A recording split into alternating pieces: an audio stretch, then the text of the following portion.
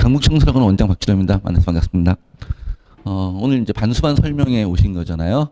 저희 반수반 프로그램 어떻게 준비되어 있는지 뭐 이런 것들 말씀드리려고 하는데, 그 전에 제가 좀 PT를 많이 준비해가지고 이걸 오늘 다 하는 게 맞나 싶기는 하는데, 일단은 전년도 수능하고 그다음에 올해 좀 입시에서 바뀌는 얘기들부터 좀 먼저 간단히 말씀을 드리고, 그다음에 6월 모의평가 다 보셨나요 혹시? 그러니까 올해 6월 모의평가에서 좀 어떤 흐름이 있었는지 그런 것도 좀 잠깐 설명을 드리고, 그리고 저희 프로그램에 말씀을 드리도록 하겠습니다. 자, 먼저 말씀을 드리면 이게 이제 전년도 수능이에요. 전년도 수능하고 재작년 수능. 뭐 우리 여기 이제 공부한 친구들 같은 경우는 전년도 수능을 다 봤을 테니까 한번 리뷰를 잠깐만 해볼게요. 재작년과 전년도를 비교해 보시면은 이건 1등급 내세 1등급 내세 이제 표준 점수 칸이에요. 그러니까 전년도 같으면 재작년에는 국어가 1등급 안에 18칸이 있었어요. 그러니까 점수 칸이.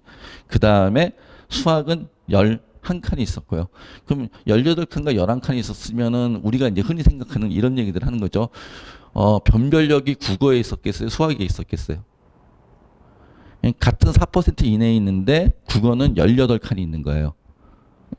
수학은 11칸이 있는 거고. 그러면 수학이 조금 더 예를 들어서 이렇게 얘기했어요. 같은 점수대에 애들이 좀 더 많이 몰려있고 국어는 점수대가 더 많이 퍼져 있다 이렇게 얘기하는 거잖아요. 그럼 점수대가 더 많이 퍼져 있는 게 우리가 흔히 말할 때 변별력이 있다 이렇게 얘기를 하는 거죠. 애들이 등수가 딱딱딱 나누어지니까. 동점자가 몰려있으면 변별력이 적은 거잖아요. 무슨 얘기인지 이해되시나요? 그러니까 재작년에는 국어가 18칸 있고 수학이 11칸 있어가지고 아마도 기억하시겠지만 재작년엔 국어가 입시 판도를 좌우했다 이런 얘기를 들으셨을 거예요. 그다음에 전년도를 보면은 전년도에는 거꾸로 어떤 일이 발생했었냐면은 국어가 9칸, 국어가 9칸이 되고, 그러니까 재작년에 국어가 너무 저런 모양이 되니까 너무 국어에 있어가지고 국어의 표준 점수 최고점이 149점까지 갔어요. 수능 역사에 저런 적이 거의 없었거든요. 수능 30년 역사에 저런 적이 거의 없었는데 너무 올라서 그러니까 불수능이 아니라 불국어였죠. 그러다 보니까 이제 그 다음 해에는 그것들에 대해서 다시 반대 효과가 나서 국어가 9칸, 수학이 11칸. 그러니까 수학은 거의 비슷하게 갔죠. 이해되시죠?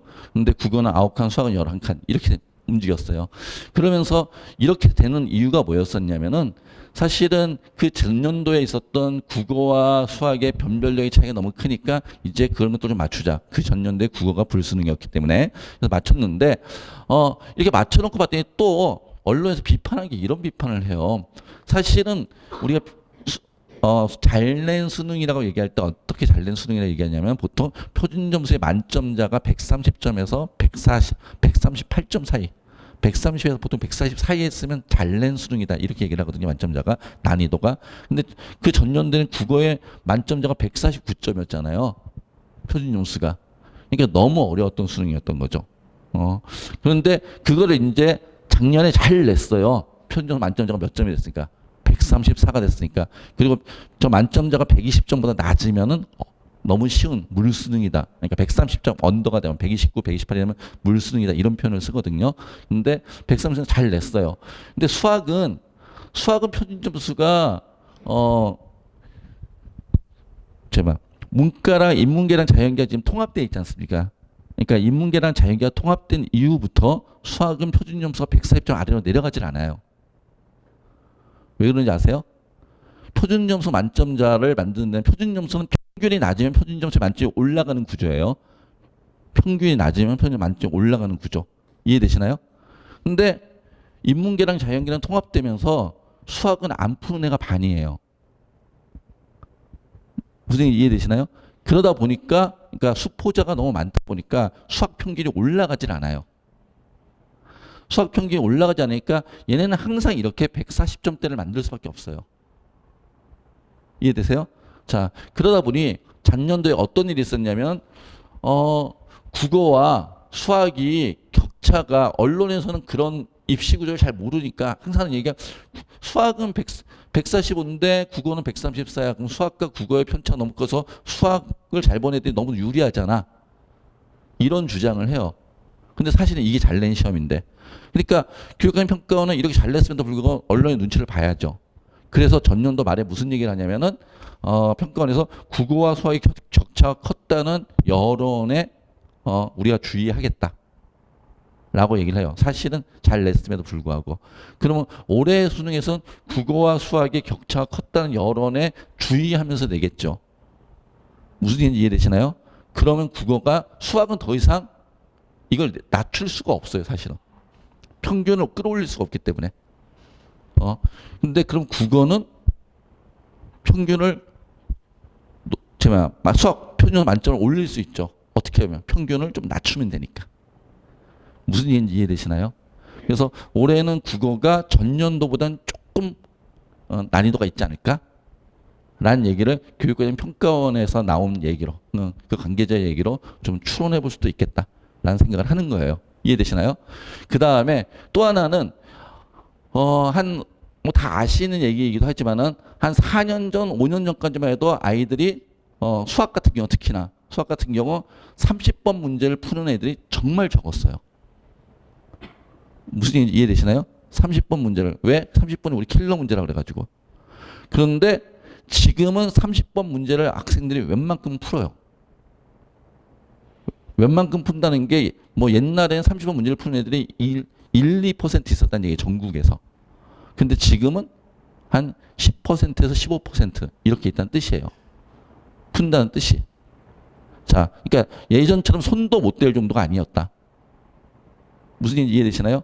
자, 그럼에도 불구하고 표준 점수는 계속 이런 수준을 유지해요. 그럼 그건 왜 그러냐? 평균은 그럼에도 불구하고 평균이 안 올라가게 하는 방법이 한 가지 있어요. 어떤 방법? 모두가 못 푸는 문제가 아니라 신계의 문제가 아니라 인간계와 신계의 중간 문제를 더 만드는 거예요. 그걸 우리가 준킬러라고 얘기하는 거죠. 무슨 얘기인지 이해되시나요? 그러니까 중간에 준킬러를 하면 이 30번까지 가는 시간을 앞에서 잡아먹는 거죠. 그럼 30번은 결론은 시간이 나야 풀 수 있는 문제인데 무슨 얘기인지 이해되시죠? 30번이나 지금 이제 22번 뭐 이런 문제들은 나한테 시간이 있어야 풀 수 있는 문제인데 그 시간을 없애버리는 효과를 내면 되거든요. 그러면 결론은 거기까지 못 가니까. 그러면 못 가니까 못 푸는 거죠. 무슨 얘기인지 이해되시죠? 자, 그래서 지금의 최근 2, 3년간의 수능에서의 수학은 준킬러 문제의 비중이 좀 더 높아지는 이렇게 이해를 하시면 될 것 같아요. 그래서 이제는 인간들이 풀 수 있는 문제들인데 킬러 문제라고 하는 것들도 인간들이 풀 수 있는 문제인데 거기까지 가는 과정을 좀 어렵게 만드는 그런 문제 스타일로 나오고 있다라고 이해하시면 될 것 같아요. 자, 이거는 올해 6월 모의평가 채점 결과인데 그냥 숫자만 쭈루루 나열돼가지고 좀 보기가 힘드시죠? 어려우시죠? 국어하고 수학만 쭉 본 건데 보시면은 이거는 가채점 결과니까 지금 정확한 건 아니에요. 저희 기관에서 저희는 이투스 소속이니까 이투스 교육평가연구소라는 곳이 있어가지고 저희 기관이 확보한 자료를 가지고서 이걸 분석한 거예요. 당연히 저희 기관은 국가기관이 아니니까 전국에 있는 모든 수험생들의 자료를 갖고 있지 않아요. 전국에 있는 모든 수험생들의 자료를 저희 회사가 저희 같은 사기업이 가지고 있으면 이건 안 되잖아요. 당장 법적 문제가 되겠죠. 하여튼 저희가 갖고 있는 자료만으로 저희가 이제 분석을 한 거니까 정확하지 않을 수 있습니다라는 걸 전제로 말씀을 드리겠습니다. 자, 봤더니 국어 표준 점수가 135점, 136점이 됐어요. 최고점이. 맞죠? 그 다음에 수학은 아까 얘기했듯이 표준 점수가 140점 아래로 못 내려간다고 말씀드렸죠. 148점이 나왔어요. 둘 다 잘 냈어요. 사실은. 잘 냈는데 보시면은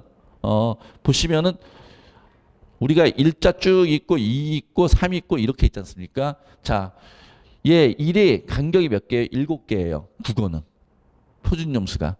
칸에 7개. 그럼 전년도 아까 몇 개랬죠? 9개라 그랬잖아요. 무슨 얘기인지 이해되세요? 전년도 9개. 그럼 전년도 9개보다 어때요? 9개보다 쉬웠다는 얘기죠. 변별력이 더 낮았다는 얘기니까.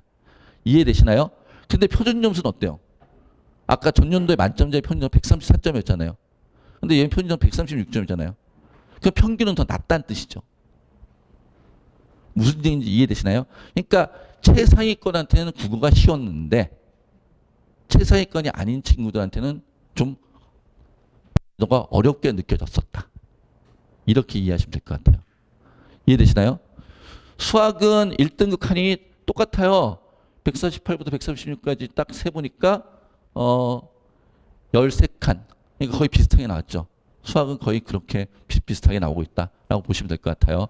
자, 이거는 확률과 통계, 미적분, 기하 뭐 이렇게 얘기하는 거는 미적분에 만점을 받으면은 100점을 맞으면 평균 148점이고 확률과 통계에서 만점을 맞으면 142점이다. 뭐 이렇게 얘기를 하고 있는 거죠. 이 차이는 아시죠?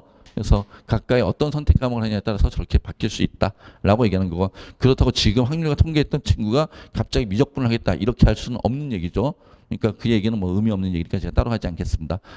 그리고 바꾸지 않길 바랍니다. 제가 확률과 통계했던 친구는 절대로 미적분을 바꾸시면 안 됩니다.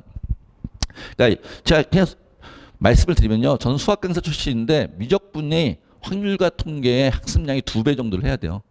2배 이상. 선택 과목에서. 그러니까 2배 이상 공부해서 똑같은 점수를 받았을 때 얘한테 어드밴티지를 주겠어. 이렇게 이해하시면 될 것 같아요. 자, 유형평 얘기 조금만 더 하면요. 국어예요. 국어 최고점. 아까 제가 말씀드렸던 얘기예요. 전년도에 평점 만점에 134점이었는데 전년도 6월달, 전년 6월 모평 봤었잖아요. 전년도 6월 모평보다 쉬운 거죠. 136이니까. 평균 만점이. 그런데, 그러니까 평균에서 만점이 낮다는 얘기는 아까 얘기했어요. 평균이 높아졌다는 얘기라고. 평균이 높아졌다는 얘기는 쉬웠다는 뜻이 되겠잖아요. 전년도 6월부터 쉽고 전년도 9월 수능보다 어떻다? 어려웠다. 뭐 이렇게 이해하시면 될 것 같아요. 전년도 그렇게 학생들이 느꼈다. 그런데 실제로는 그런가? 봤더니 아까 얘기했듯이 국어는 전년도에는 1등급이 9칸인데 1등급이 몇 칸? 7칸. 근데 봤더니 2등급하고 3등급은 어때요? 2등급, 3등급, 2등급 4칸이었는데 올해 6평은 5칸. 3등급 5칸인데 올해 6평은 7칸. 그러면은 2, 3등급에서는 변별력이 더 있었다는 얘기잖아요.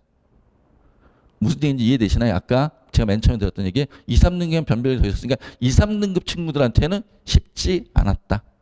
라고 얘기를 하는 거예요. 그러니까 상위권에게는 쉬운 그런데 중상위권에게는 어려운 무슨 얘기인지 이해되시나요? 그 얘기는 상위권에 쉽고 중상위권에 어렵다는 얘기는 독서는 쉽고 문학이 발목을 잡았다. 그러니까 독서가 어렵지 않았다는 얘기예요. 독서가 어렵지 않은데 문학이 약간 난이도가 있었어요. 문학이 약간 난이도가 있으니까 상위권 아이들은 문학은 기본적으로 다 맞는다는 전제하에서 그 다음에 독서 갖고 싸우는 거거든요. 근데 중상위권만 돼도 문학에서도 틀리는 문제들이 발생하기 때문에 그러니까 문학이라고 다 자신 있다고 요즘 친구들이 주로 뭐 단과를 들어 독서 단과를 많이 듣고 인강을 봐도 독서 인강을 많이 보는데 사실은 문학도 제대로 하고 가야 된다 그런 얘기를 하는 겁니다. 그러니까 실제로 이게 그런 거 얘기예요. 전년도에 오답률을 봤더니요. 오답률을 봤더니 전년도 수능에서 있잖아요. 오답률을 봤더니 뭐 화작을 선택한 친구든 언매를 선택한 친구든 문학에서 오답이 나왔어요, 안 나왔어요? 오답률 5 안에. 오답률 5 안에 문학이 없잖아요. 맞죠? 근데 올해 6평은 문학이 있잖아요. 무슨 얘기인지 이해되시나요? 그러니까 문학 공부부터 철저히 하고 그다음에 독서를 해야 된다라는 얘기예요. 최상위권 아이들은 문학이 이미 준비가 다 돼 있고 독서에서만 변별을 하니까 최상위권은 쉽게 느껴졌는데 중상위권은 약간 어렵게 느낄 수도 있겠다라는 말씀을 드리는 거고 그 다음에 상위권에 쉬운 중상위권은 어려운 이런 얘기를 제가 말씀을 드린 거고 그 다음에 올해 연초에 또 교육원 평가에서 했던 얘기가 EBS 연계를 높이겠다고 그랬어요. 그래서 실제로 이번 전년도에는 사실은 수능 볼 때 느낌이 EBS 연계를 별로 못 느꼈잖아요. 국어든 영어든 EBS 연계율이 좀 낮았었는데 올해 6월 모평 같은 경우 EBS 연계율이 50%가 나왔어요. 그래서 실제로 학생들의 체감 난이도는 그러니까 시험을 볼 때는 어디선가 봤던 질문이 나왔으니까 체감 난이도는 좀 편했다는 얘기죠. 쉬웠다는 얘기인데 그런데 실제 점수는 그렇지 않았던 이렇게 이해하시면 될 것 같아요. 그래서 EBS를 제대로 공부하는 것도 중요하고 문학작품 분석 그다음 독서 핵심 제재 이해 그러니까 독서도 연계가 돼서 나왔어요. 같은 제재를 이용해서 나오는 문제들이 나왔기 때문에 같이 공부하셔야 된다. 이게 이제 이번 모평을 보면서 국어에서 좀 말씀드릴 수 있는 것들이고요. 수학은 어떤 거 봤더니요. 수학은 보시면은 최고점이 미적을 기준으로 얘기할까요? 148, 140. 그러니까 전년도 수능 145보다 올해 6평 140, 올해 6평 만점자 148이니까 어때요? 좀 올라갔죠.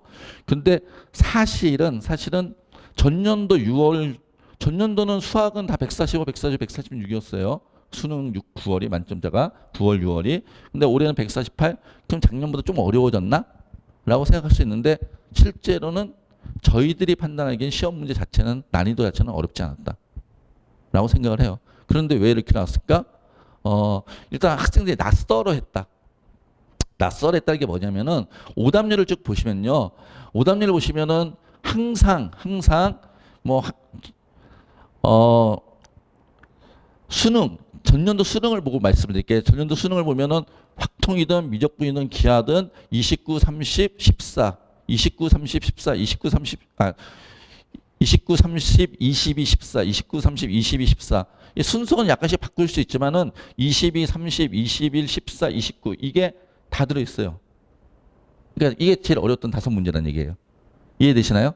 근데 올해 6월 모평을 봤더니 없는 게 있어요. 몇 번이 없죠? 미적분에서 뭐가 빠졌어요?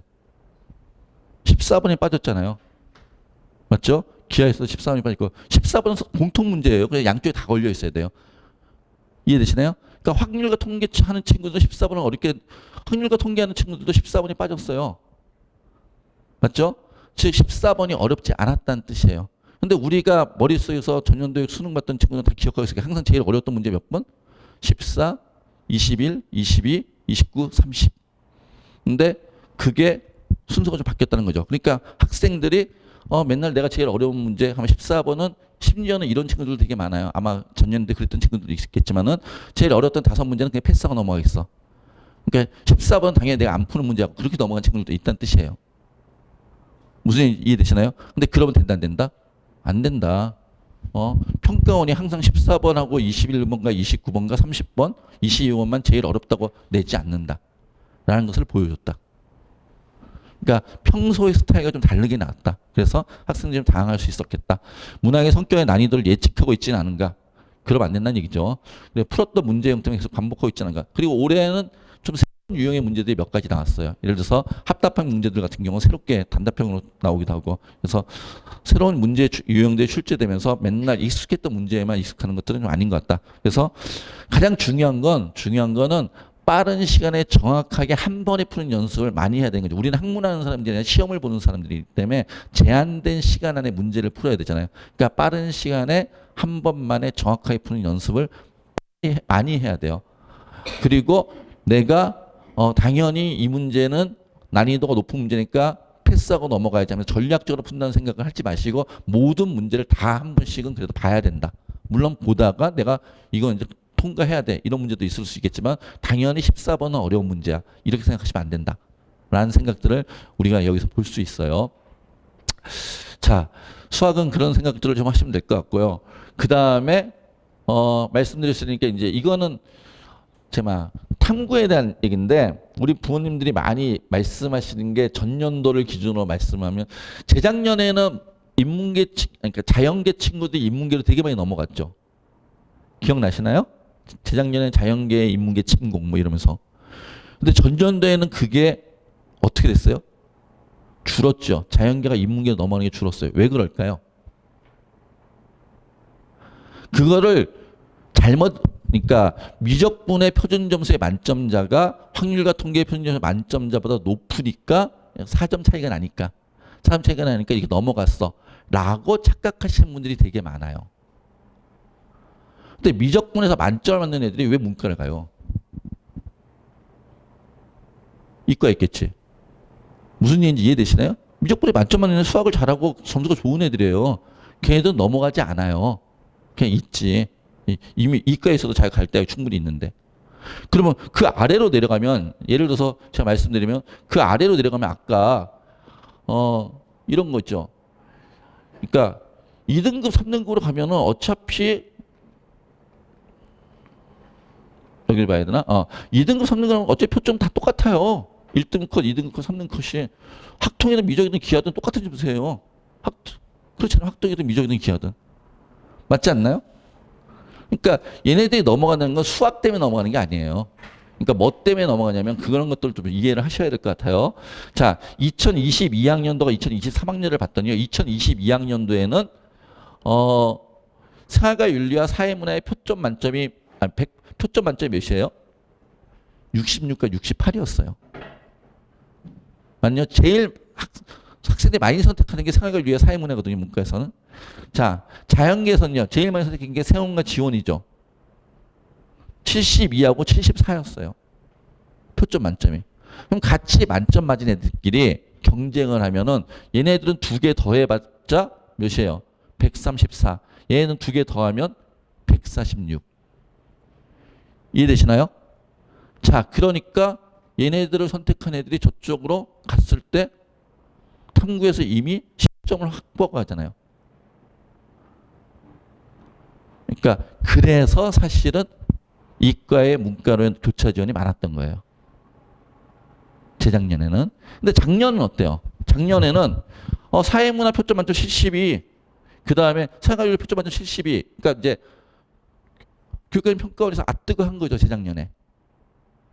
무슨 얘기 이해되시나요? 아뜨거 하니까 이제 이렇게 하면은 이렇게 그 전까지는 문과는 문과끼리 이과끼리 딱 나눠준 시험이었기 때문에 가형과 나형 이러면 딱 나눠준 시험이었기 때문에 사실은 저 점수 차가 나도 상관이 없었어요. 어차피 이과 애들이 문과로 지원을 안 하니까. 근데 재작년부터 통합형으로 바뀌면서 이제 막 지원할 수 있게 됐잖아요. 그러면서 이전에 내던 습관대로 간섭대로 이렇게 냈더니 이과가 문과를 엄청 넘어오네. 그래서 전년도에 어떤 일을 했어요? 사탐의 만점제 표점 보시면 과탐의 만점제 표점하고 어때요? 거의 같죠? 이렇게 만들어버린 거예요. 이해되시나요? 자, 이렇게 만들어버리니까 그럼 이제 넘어올 수 있다 없다? 안 넘어오는 거잖아요. 그래 전년들이 이과가 문과를 안 넘어온 거예요. 그런 이유를 아셔야 돼요. 그러면 올해도 교육과정 평가는 어떻게 하겠어요? 넘어가지 않기를 바라겠죠. 왜? 이과 애들이 문과로 넘어가지 않기를 교육과정 평가는 왜 바랄까요? 대학은 엄청 바래요. 대학이 그걸 바래요. 이과 애들이 문과로 넘어오지 않기를. 왜요? 이과 애들이 문과로 넘어오면은 1년 이내에 간두는 비율이 너무 높아요. 적성이 안 맞으니까. 무슨 얘기인지 이해되시나요? 그거를 대학의 입장에서는 고상하게 이렇게 표현해요. 학문의, 그러니까 고유학문의 존속성을 높이기 위해서. 고유학문의 존속성을 높인다는 얘기가 그걸 배우겠다는 애들이 있어야지 존속성이 높아진 거잖아요. 갔다가 다 중퇴하고 나와가지고 반수하겠어, 재수하겠어, 다시 이과로 가겠어 하고 관두고 나오면은 고유학문의 존속성이 유지되기 힘들잖아요. 맞죠? 그래서 그것들이 얘를 맞춰주는 거예요. 근데 뭐 고상하게 얘기하면 그런 건데 대학 입장은 그런 거죠. 애가 들어왔다 나가면은 그 4년 등록금을 어떻게 해요? 한 학기만 하고 관두면. 무슨 얘기인지 이해되시죠? 그래서 문과는 문과 쪽으로 오기를 바라고 이과는 이과 쪽으로 가기를 바래요. 그래서 이거는 아마 올해도 이렇게 유지가 될 거예요. 이 얘기는 과탐은 그냥 내 돈대로 내면 되겠죠. 사탐은 재작년의 난이도가 아니라 작년의 난이도를 유지할 거다. 적어도. 이렇게 이해하셔야겠죠. 그러니까 사탐을 쉽게 내지 않을 것이다. 작년 정도의 난이도는 유지할 거다. 이런 것들을 기본 지식으로 갖고 그리고 공부를 좀 시작하시면 좋을 것 같습니다. 자, 탐구형의 특성 100분이 공표하는데 이거 잘 보세요. 탐구는 50점 만점이잖아요. 제가 이거 말씀드린 건 뭐냐면 한번 볼게요. 생윤 원점수 40점 100분이 88이에요. 근데 생윤 원점수 전년도 수능이에요. 생윤 원점수 40점인 친구들은 100분이 88이에요. 근데 생윤 원점수 39점. 원점수는 1점 차이예요. 원점수로 1점 차이라는 얘기는 무슨 뜻이에요? 틀린 개수가 어떻다? 같다. 얘는 한 4문제 틀렸을 거예요. 2, 2, 3, 3. 2점짜리 2개, 3점짜리 2개. 얘는 2점짜리랑 3점짜리 3개. 무슨 얘기 이해되시나요? 틀린 개수 같아도 원점수가 달라지니까 저 라인에선 100분위가 어떻게 돼요? 4점 차이가 나요. 마찬가지로 자 원점수가 41점 생원 원점수가 생원 38점 한 문제 차이예요. 3점짜리 한 문제 차이. 근데 100분위는 무려 몇 점 차이가 나죠? 8점 차이가 나요. 왜? 이 사이에 동점자가 엄청 많이 있다는 얘기죠. 그러니까 41점 맞은 동점자가 많으니까 100분위가 팍 떨어지는 거죠. 이해되시나요? 100분위는 석차니까. 자, 그래서 이 말씀을 드리는 이유는 무슨 뜻이냐? 우리가 탐구 2점짜리, 3점짜리라고 소홀히 하면 안 되는 거고, 특히나 탐구 2점짜리 그 한 문제가 원 점수보다 영향력이 더 크다. 원점수에서 2점짜리지만은 또는 원점수에서 1점 차이가 나도 100분위는 4점 차이가 날 수도 있고 100분위는 8점 차이가 날 수도 있다. 무슨 얘기인지 이해되시나요? 왜 그 라인에 동점자들이 많을 수 있기 때문에. 그래서 우리 친구들이 공부에서 아주 뭐 하나 정도는 이런 생각하지 마시고 하려면 철저하게 하셔야 된다. 라는 말씀도 같이 드리는 겁니다. 자, 그래서 개념 완성도, 그리고 문제풀이 가족을 체화하고, 그 다음에 자료를 분석하고 추론 능력을 키우고, 이런 것들을 철저하게 끝까지 하셔야지 탐구에서도 우리가 원하는 대학 갈 수 있는 점수를 확보할 수 있을 것이다. 라는 말씀을 드리고요. 자, 그 다음에 올해 좀 바뀐 얘기들을 할게요. 입시적으로 바뀐 얘기들. 자, 지금까지 이제 학습적인 얘기를 좀 말씀을 드렸고, 입시로 바뀐 얘기들을 말씀을 드리면은, 올해, 첨단 분야 모집 인원이 증가했어요. 첨단 분야 모집 인원이 몇 명이나 늘었냐면 817명이 늘었어요. 그러니까 올해 정원이 817명이 늘었다는 얘기예요. 그러니까 보통은 어떻게 하냐면은 정원을 대학 학과를 낼 때는 정원을 낼 때는 저쪽과의 정원을 줄여서 이쪽으로 가져오거든요. 그런데 올해는 그냥 이건 가져오는 게 아니라 증설되는 거예요, 인원이. 무슨 얘기인지 이해되십니까? 그러니까 수도권만 이래요. 지방 가면 더 있어요. 근데 제가 지금 수도권 대학만 쓴 거거든요. 그러니까 수도권에 817명의 인원이 늘었다라는 얘기는 무슨 뜻이에요? 우리 아이들이 대학 가기가 좀 더 쉬워졌다. 예, 817명이 괜찮은 대학들이잖아요. 무슨 얘기인지 이해되시나요? 괜찮은 대학들이 저게 들어가면 작년에 저기에 가지 못했던 애들이 817명이 더 저과를 안 가더라도 다른 과를 갈 수 있는 거잖아요.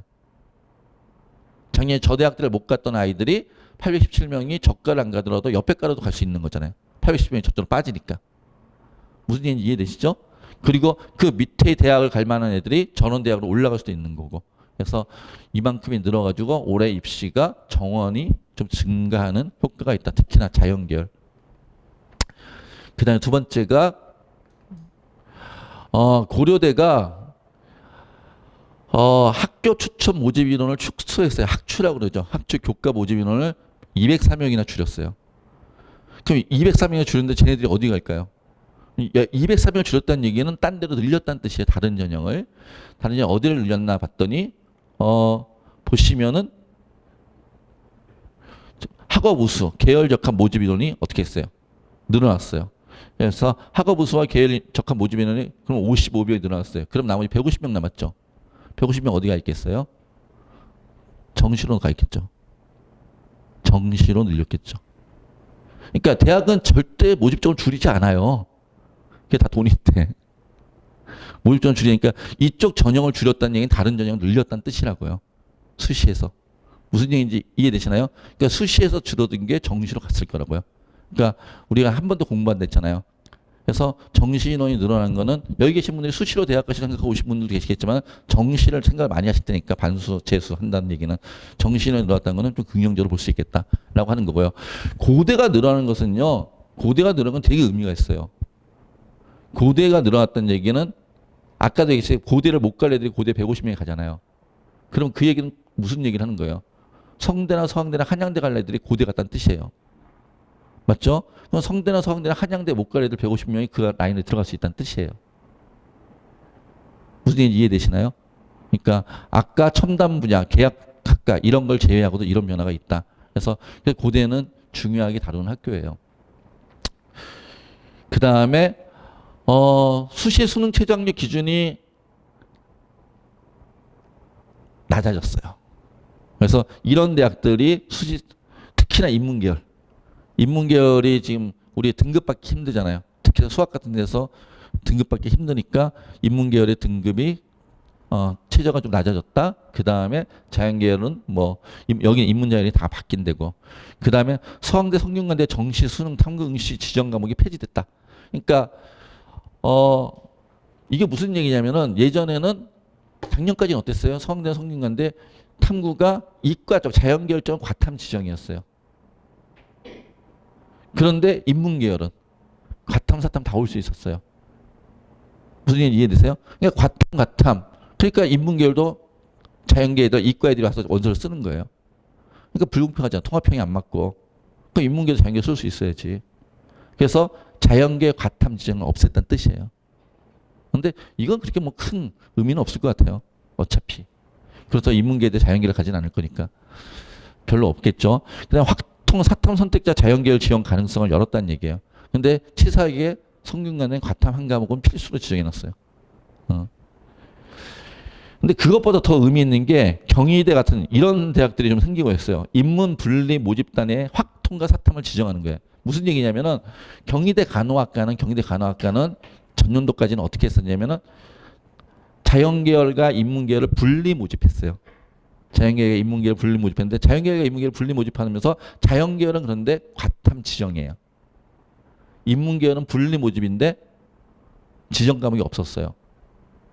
그러니까 자연계열에는 과탐 지정이니까 이과 애들이 가고 인문계열은 지정이 없으니까 또 이과 애들이 가는 거예요. 무슨 얘기인지 이해되시죠? 그러니까 이게 분리 모집의 효과가 없잖아요. 그래서 이쪽은 그냥 사탐을 지정해버린 거예요.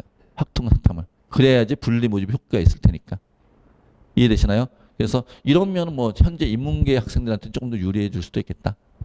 그런.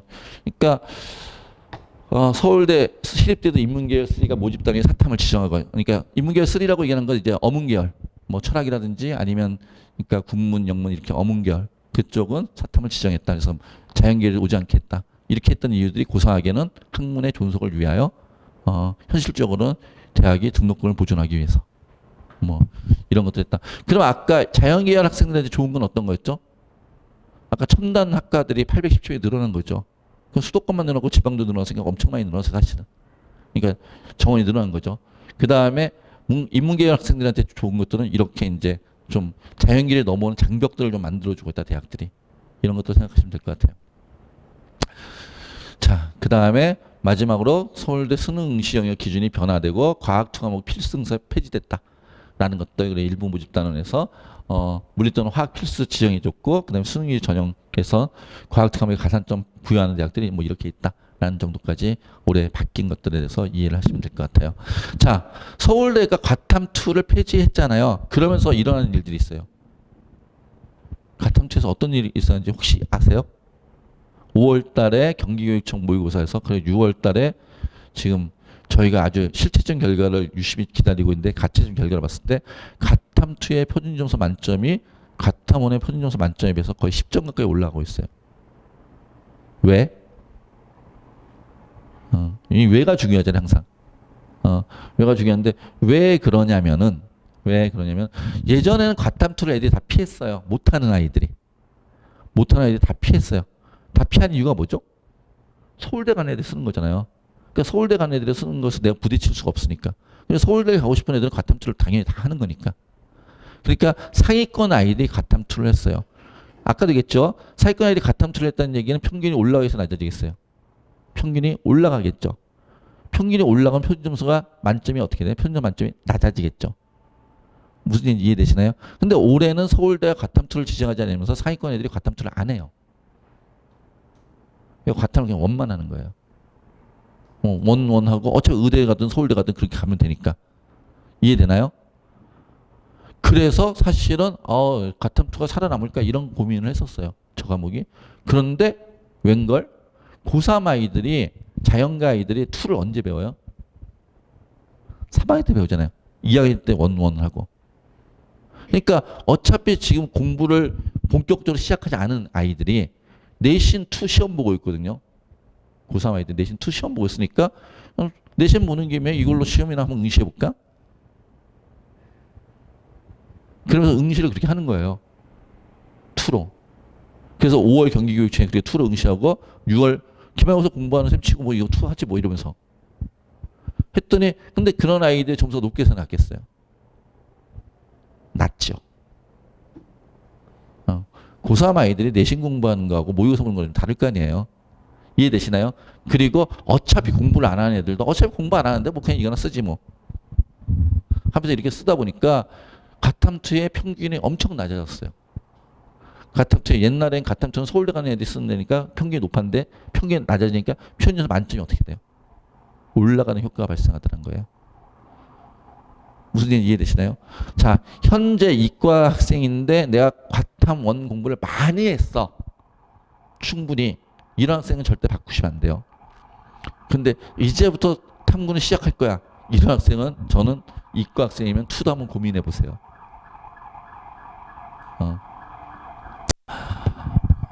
과탐 투는 37점 맞으면 2등급 나오고 1등급 나오고 막 이런 일들이 발생하더라고요. 32점 맞으면 2등급 나오고 잘 찍으면 한 14점 맞으면 5등급 나오고 이런 일이 발생해서 그러니까 근데 공부를 이미 원을 충분히 한 학생들은 바꾸면 안 되죠. 제가 선생님들한테 다 물어봤는데 탐구 선생님들한테 과탐 선생님들한테 원을 해가지고 이미 2, 3등급 받고 있는 친구는 원으로 그냥 가는 게 더 유리하다. 투 해가지고 다시 밑바닥부터 하기보단 원과 투는 좀 다른 과목이에요. 그러니까 같은 지구과학이라고 해서 지구과학 원하고 지구과학 투는 완전히 다른 과목이에요. 그래서 그렇게 이해하시면 될 것 같아요. 하여튼 이런 일들이 있다.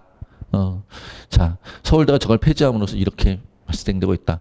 자, 그 다음에 하나 더 말씀을 드리면은 보시면은 이 전형별 우리는 어떤 전형이 제일 많이 뽑는다고 알고 있어요. 수시가 많아요, 정시가 많아요? 수시가 많죠. 아직까지 수시 60, 정시 40 뭐 이렇게 아시잖아요. 근데 정시 40도 아니에요, 사실은. 전국 대학으로 따지면 정시는 몇 %밖에 안 되면 21%밖에 안 돼요. 전국 197개 대학으로 따지면. 근데 우리가 지금 반수하러 여기 오잖아요. 여기 오는 친구들이 전국 197개 대학 가려고 오는 건 아니잖아요. 상위권 대학 가려고 오는 거지. 그러니까 서울 소재 상위 15개 대학으로 따지면 40%. 그러니까 정시가 많다는 인원은 무슨 얘기냐면, 그러니까 전국에 있는 대학든 지방 대학든 수시로 많이 뽑아야 돼요. 왜? 애들이 정시까지 가면 자기 대학 지원 안 해서 미달될 수 있기 때문에. 그래서 땡길 수 있을 때 빨리 먼저 땡겨놔야 돼요. 불안하지 않으니까. 무슨 얘기인지 이해되시나요? 근데 상위권 대학들은 우리 대학은 미달될 일이 없어. 그럼 정시까지 기다려서 우수한 애들을 뽑아야 되잖아요. 그래서 상위권 대학들은 정시의 비중이 높은 거예요. 자, 보시면은 노란색으로는 제일 많은 전형이 교과 전형이잖아요. 맞죠?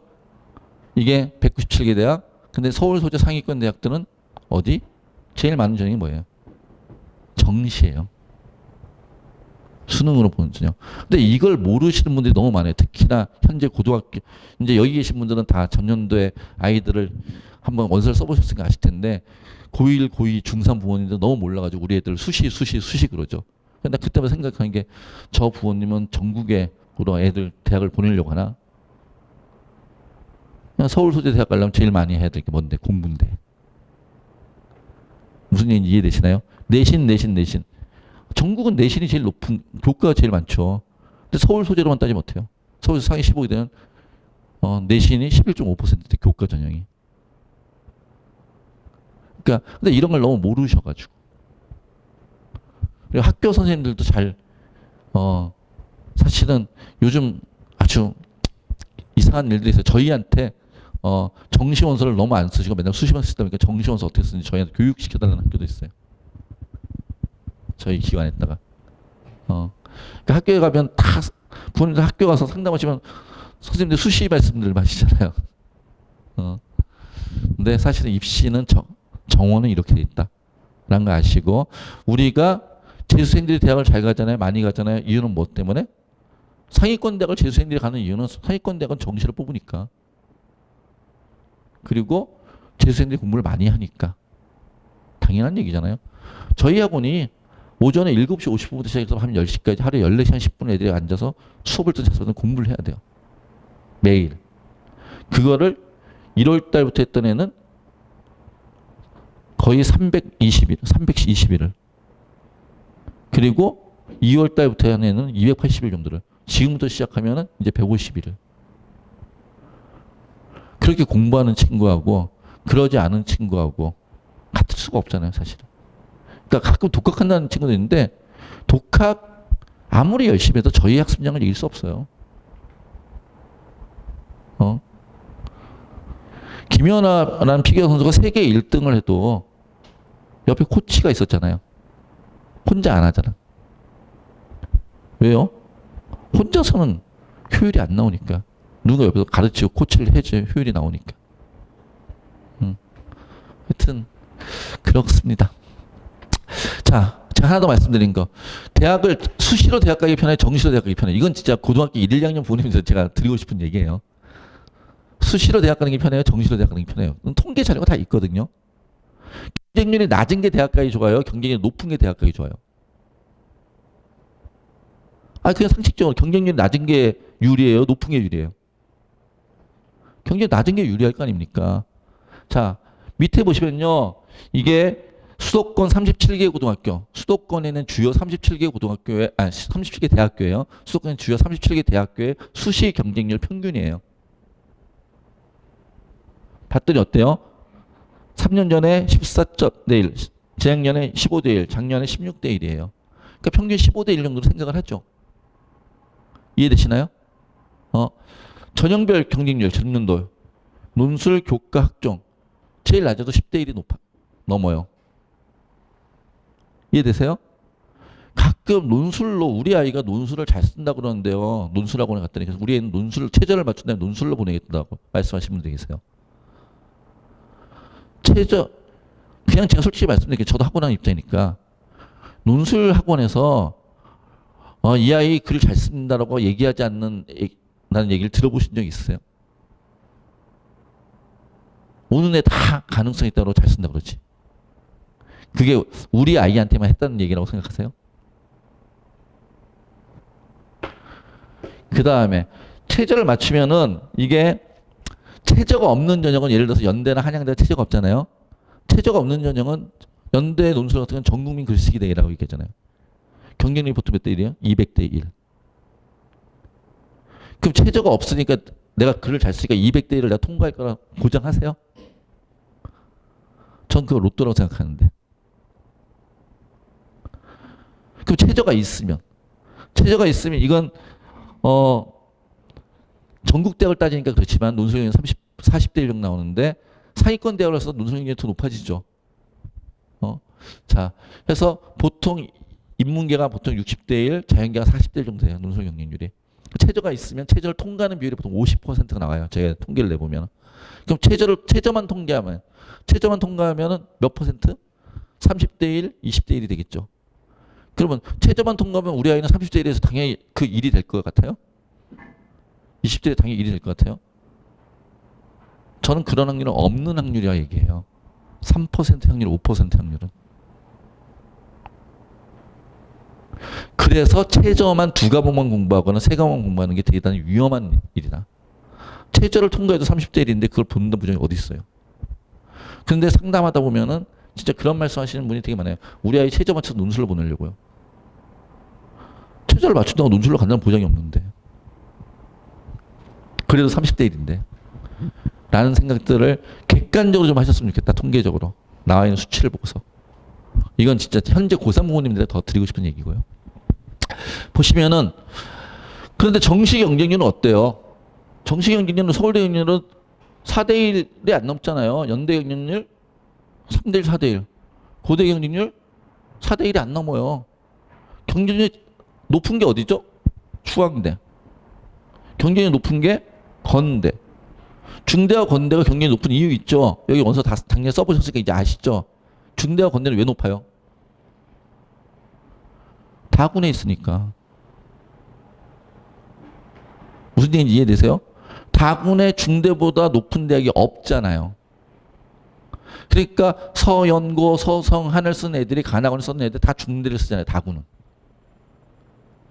무슨 얘기인지 이해되시나요? 그러니까 중대 경쟁이 높은 거예요.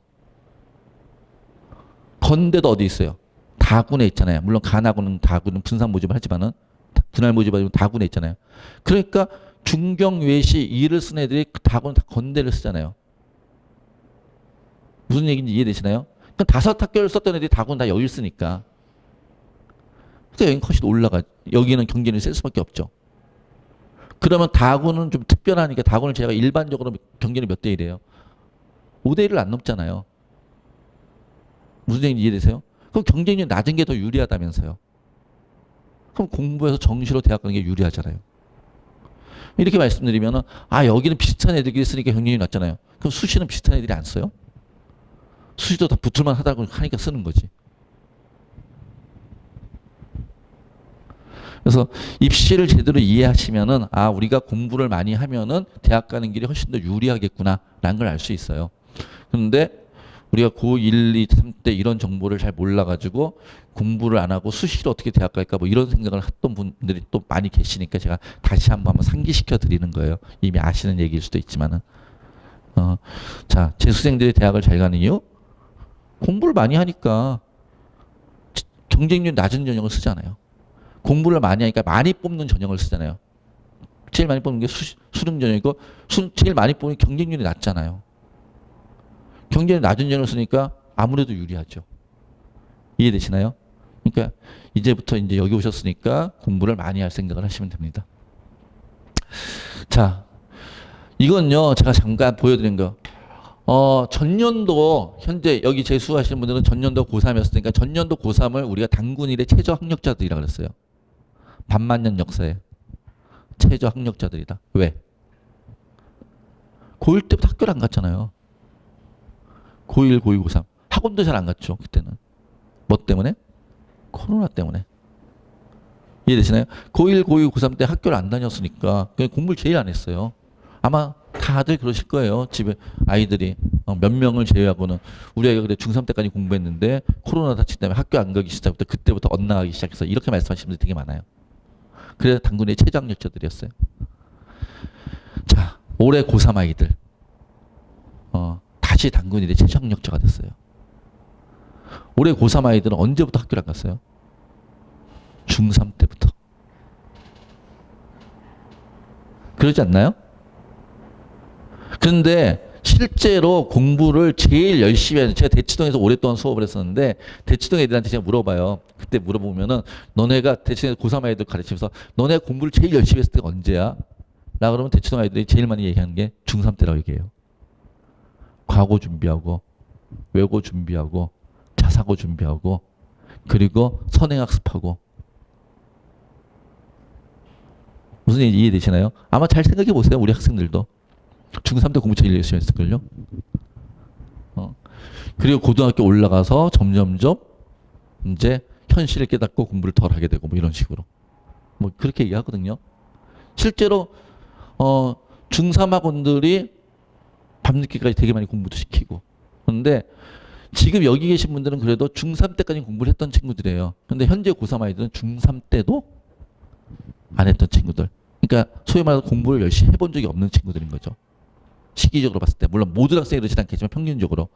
그러다 보니 단군일의 최저 학력자들인 여러분보다도 점수가 낮다는 뜻이에요. 제가 다른 걸로 비교하면은 상대평가이기 때문에 얘는 영어가 절대평가를 영어만 본 거예요. 같은 3월로. 전년도 고3, 그러니까 실생이 빠진 거죠. 3월 성적이니까. 전년도 고3 여러분들과 올해 고3 아이들을 봤더니 1, 2, 3, 4, 그러니까 이 90점 이상인 애들이잖아요. 영어니까.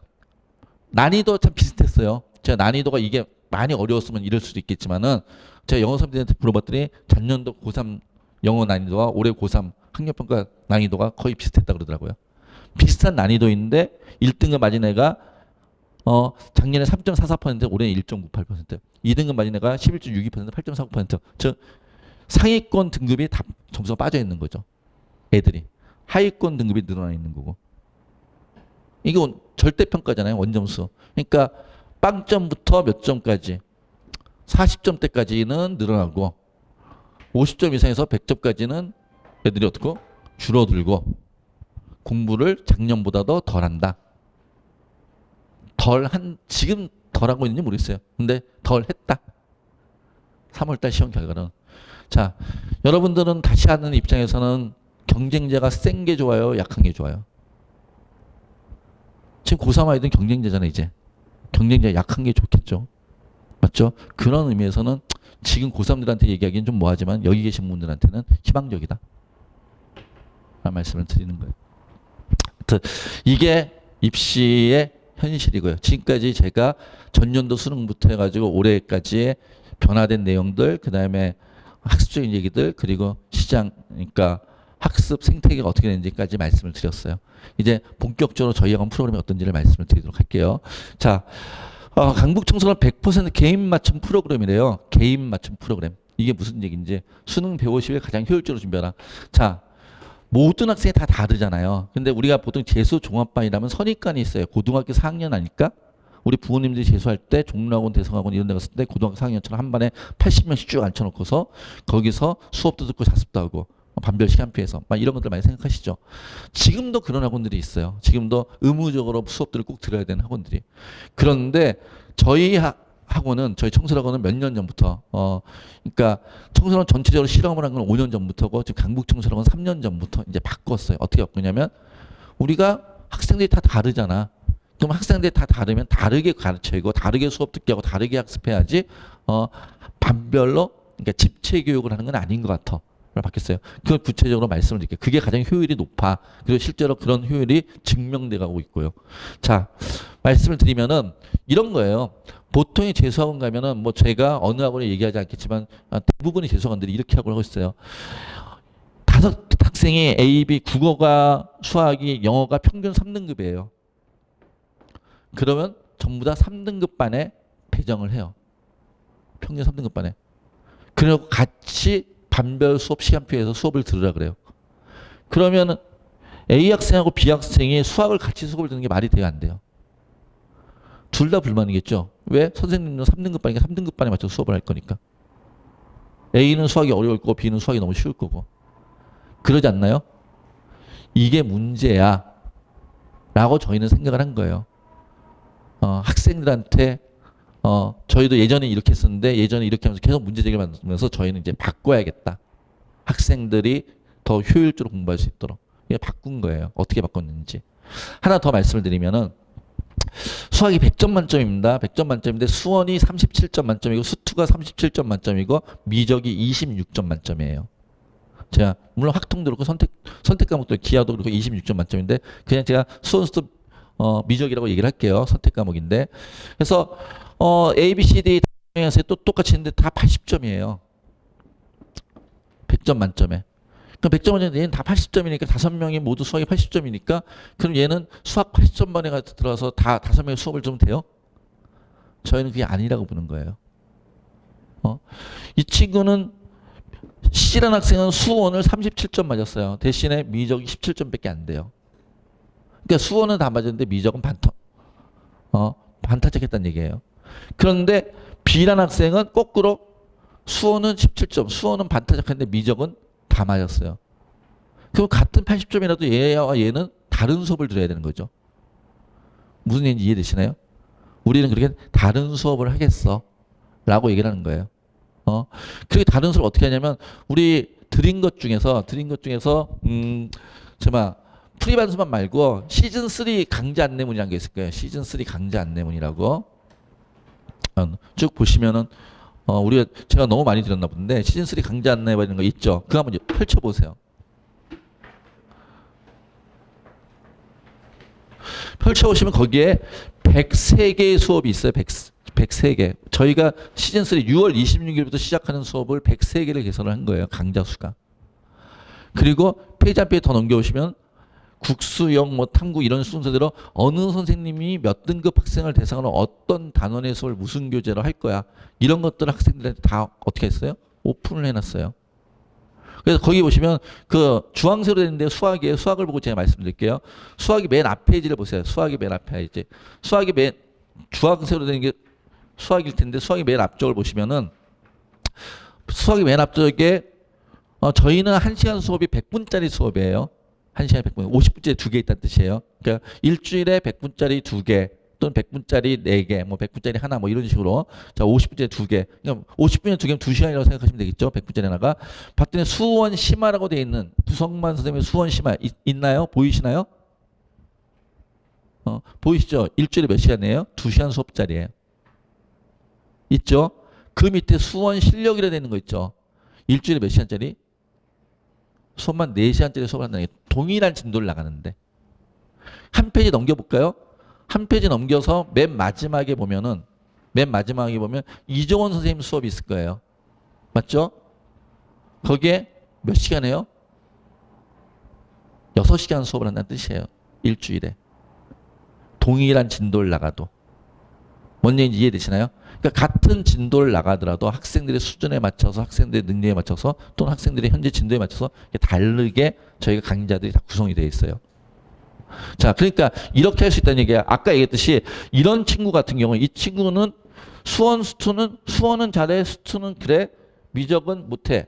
라고 하면 수원은 저희 식으로 따지면 심화반 수업 들으면 킬러 수업만 하면 되는 거고 수투는 실력 수업 듣고 그 다음에 미적은 저희 식으로 따지면 개념 수업 듣고 이해되나요? 그러면서 수학 80점짜리 수업이 아니라 이렇게 각각의 단원마다 서로 다른 수업을 들을 수 있게 저희가 강좌를 구성했다는 뜻이에요. 그래서 저희가 맞춤형이라고 얘기를 하는 거예요. 이해되시나요? 자, 그런데 이런 그 맞춤형이라고 얘기하는 게 개인별 학습 전략이 수립돼야 되고 학생들에 맞춰서 오직 자신만의 시간표, 반별 시간표 아니라 자신만의 시간표가 있는 거고요. 그다음에 개인별 학습 관리가 진행될 거고 그 다음에 사람이 바뀌지 않으면 점수가 안 올라가요. 생활도 관리해야 되고 그리고 마지막에 원서까지 저희가 1대1 개별 맞춰서 원서 컨설팅까지 하고 라는 걸 하겠다는 뜻이에요. 그걸 구체적으로 말씀을 드리면은 첫 번째 저희는 이제 반수반이라고 우리가 여기 오신 분들이 반수반 설명을 했으니까 반수반은 6월 26일부터 시작을 해요.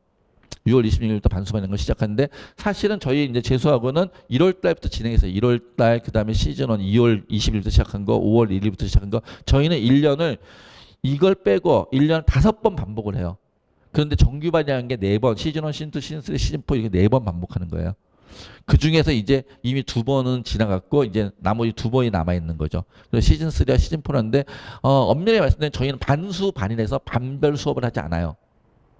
그러니까 반수반끼리 모여 있지 않다는 뜻이에요.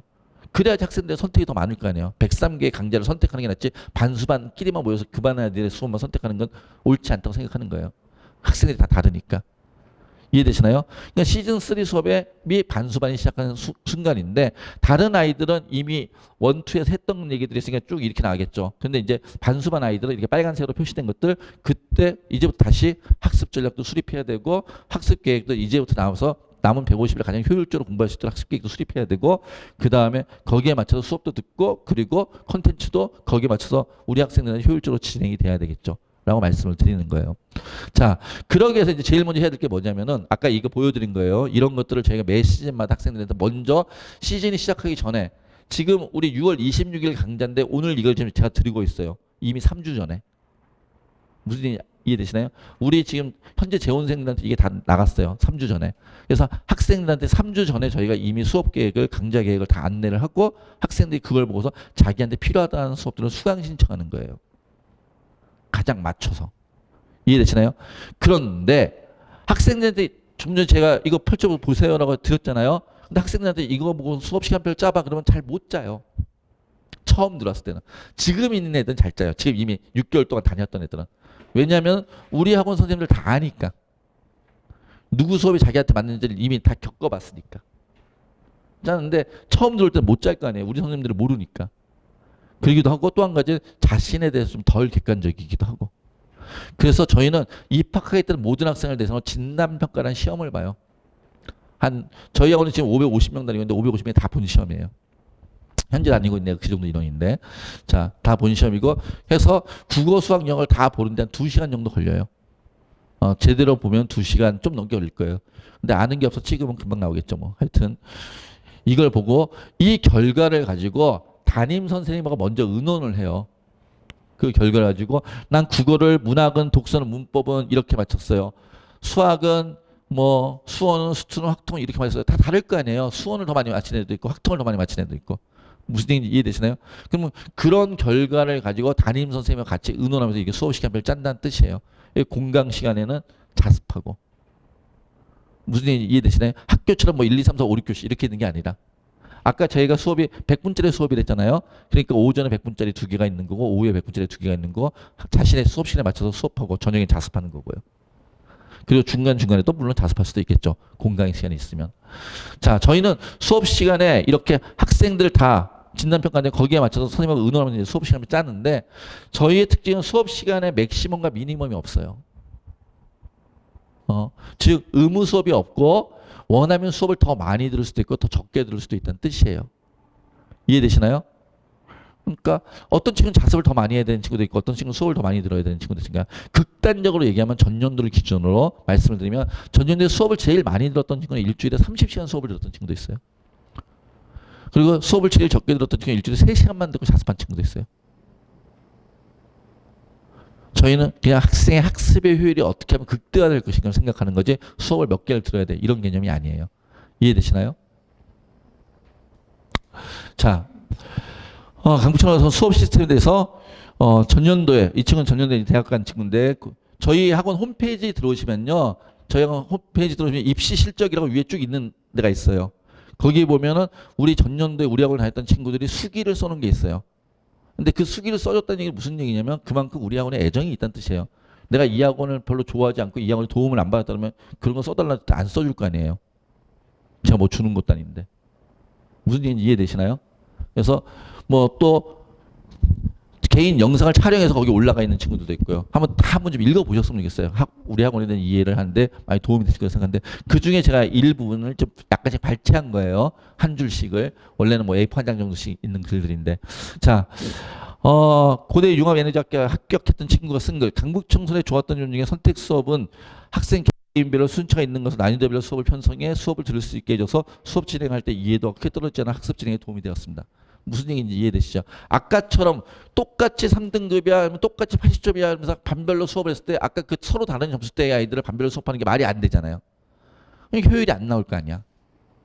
나하고 안 맞는 수업 억지로 듣고 있어야 되니까.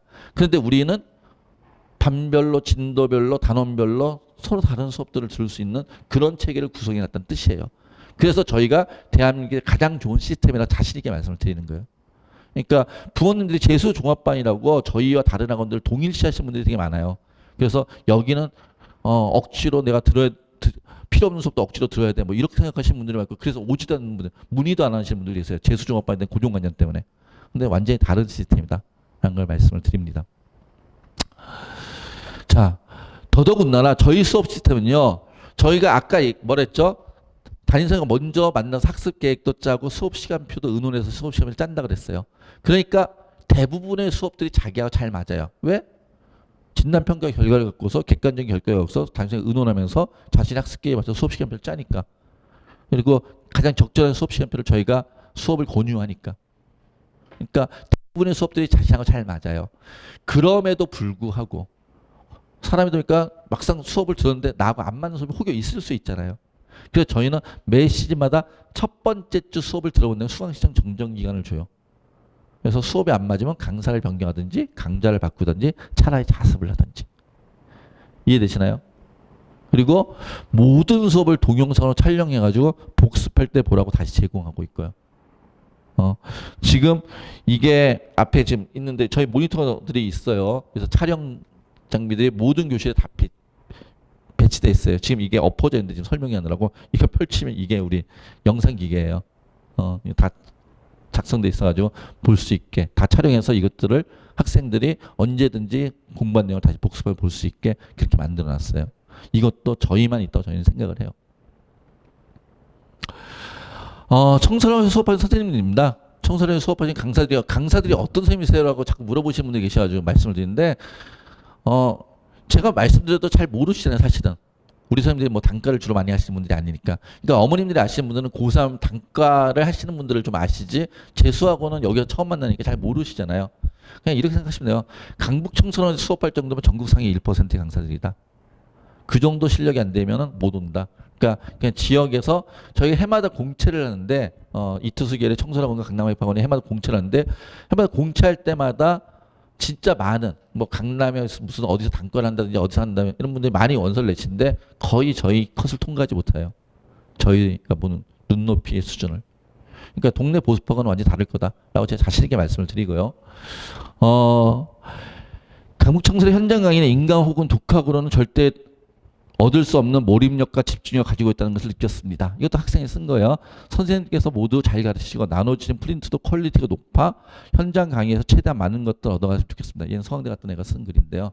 하여튼 이런 것들이 직접 와서 보면 느끼실 거예요. 그리고 지금쯤이면은 뭐 여기 계신 분들의 친구분들이 저희 학원을 다니는 친구들도 있을 거예요. 아마 이 근처 학교라면. 친구들한테 물어보세요. 여기 선생님들 어떤가. 그게 가장 정확하겠죠.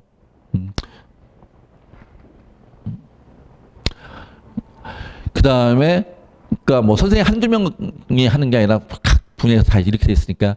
그 다음에 공부하다 궁금한 내용 질문하고 싶은 것들 있잖아요. 그런 질문을 받기 위해서 우리 그런 질문을 일단 수업 내용에 대한 질문은 수업 파트 선생님을 찾으면 언제든지 질문이 가능하고요. 수업 내용 이외에 자습하던 질문이 있을 수 있잖아요. 그런 질문을 받기 위해서 우린 국어, 수학, 영어 선생님들 매일 조를 짜서 남아 계세요. 우리식으로 표현하면 질문을 받기 위한 당직을 쓰는데 질문 당직이라 그래요. 그런 질문 당직 선생님들 질문해도 되고요. 또 우리 학원 출신의 서울대, 연고대 간 친구들이 자습실 앞에 매일 대기하고 있어요. 우리 스카이 멘토라고 하는데 그 친구들이 또 정가목 질문을 받기도 하고요. 우리 그런 친구들 드는 이유는 학생들 중에 선생님한테 질문하는 것보다 한두 살이 언니, 오빠한테 질문하는 게 더 편한 친구들도 있으니까. 하여튼 궁금한 건 다 해결하면 되고요. 저기 벽에 붙어 있는 게 아이패드에 밖에 나가시면 우리 붙어 있어요. 아이패드 저건 뭐냐면은 학생들이 와가지고 질문은 있어요. 선생님 찾아와가지고 뒤에서 멍청하게 서서 있는 걸 우리가 보기 싫은 거예요. 그 시간 아까우니까.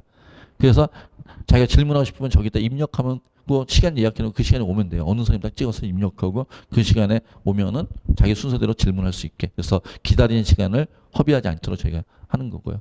그래서 이렇게 질문할 수 있다. 그래서 공부하다 공부한 내용은 언제든지 질문이 가능하다. 자, 이것도 학생들이 쓴 거예요. 굳이 질문하는 시간이 아니어도 쉬는 시간이나 점심시간에 학생들이 질문하러 찾아가면 굳이 질문 당직 시간이 아니어도 이런 얘기예요. 쉬는 시간에 점심시간에 학생들이 찾아가도 강사분들께 싫어하는 내색 없이 너무 친절히 질문을 받아주신 분도 너무 만족스럽습니다. 의지할 것 없이 성적 때문에 많은 고민을 품고 있을 때 담임 선생님들과 강사분들께서 저에게 정말 필요한 공부 조언이나 그 다음에 앞으로의 방향에 대한 상담을 해주는 덕분에 다시 마음을 공부할 수 있었습니다. 단순히 저희는 질문만 받아주고 그렇게 끝나니까 학생이 필요하다면 학습에 관한 계획이나 상담이나 조언이나 이런 거 다 하는 학원이에요.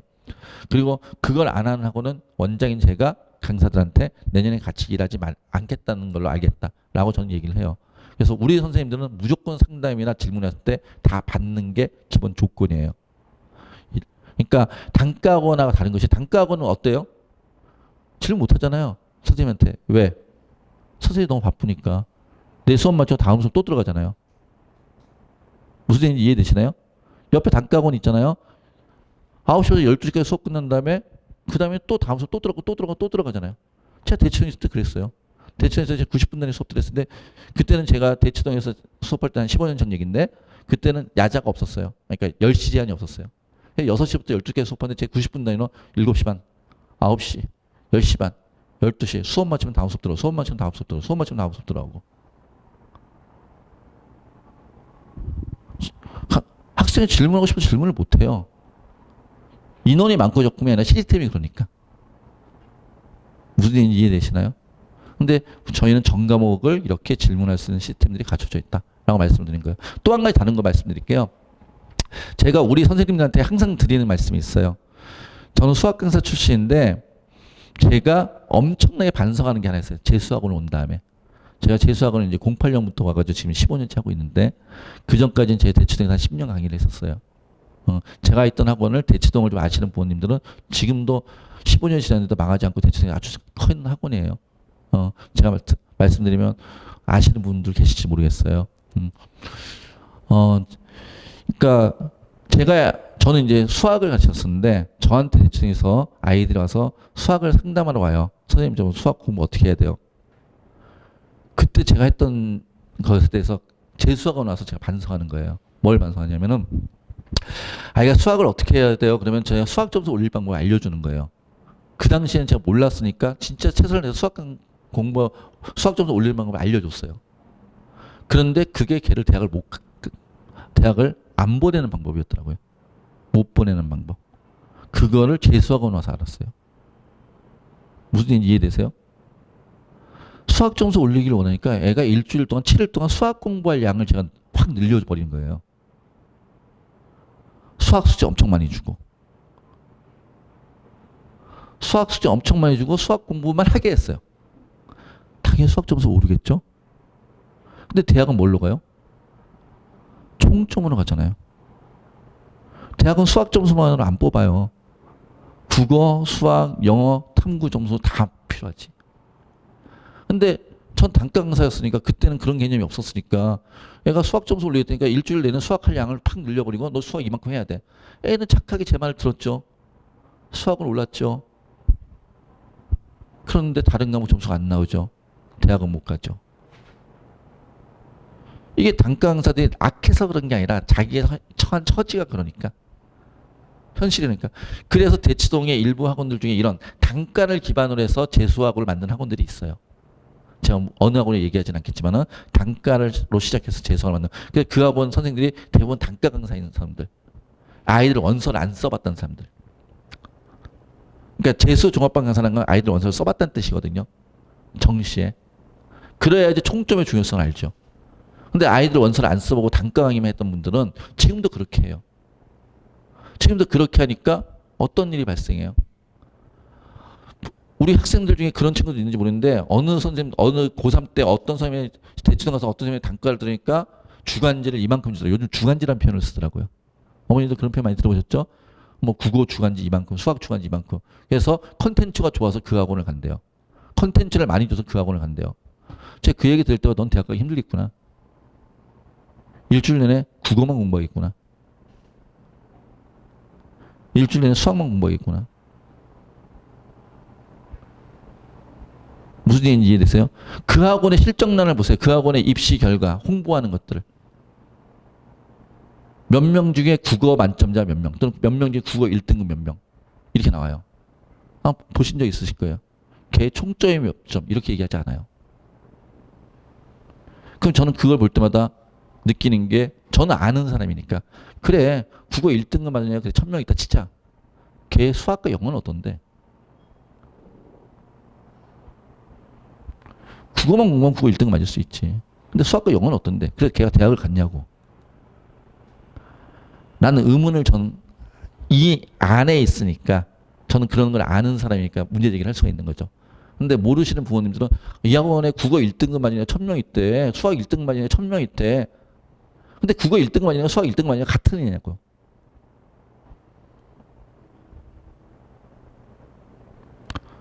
그게 단가 강사들의 맹점이다. 저도 그랬으니까. 근데 여기 와서 내가 되게 반성했던 게, 난 수학만 시켜가지고 얘를 대학을 못 보냈구나. 수학 점수는 올렸는데. 그런 반성을 제가 하게 된 거예요. 그래서 저는 지금은 우리 강사들한테 항상 얘기해요.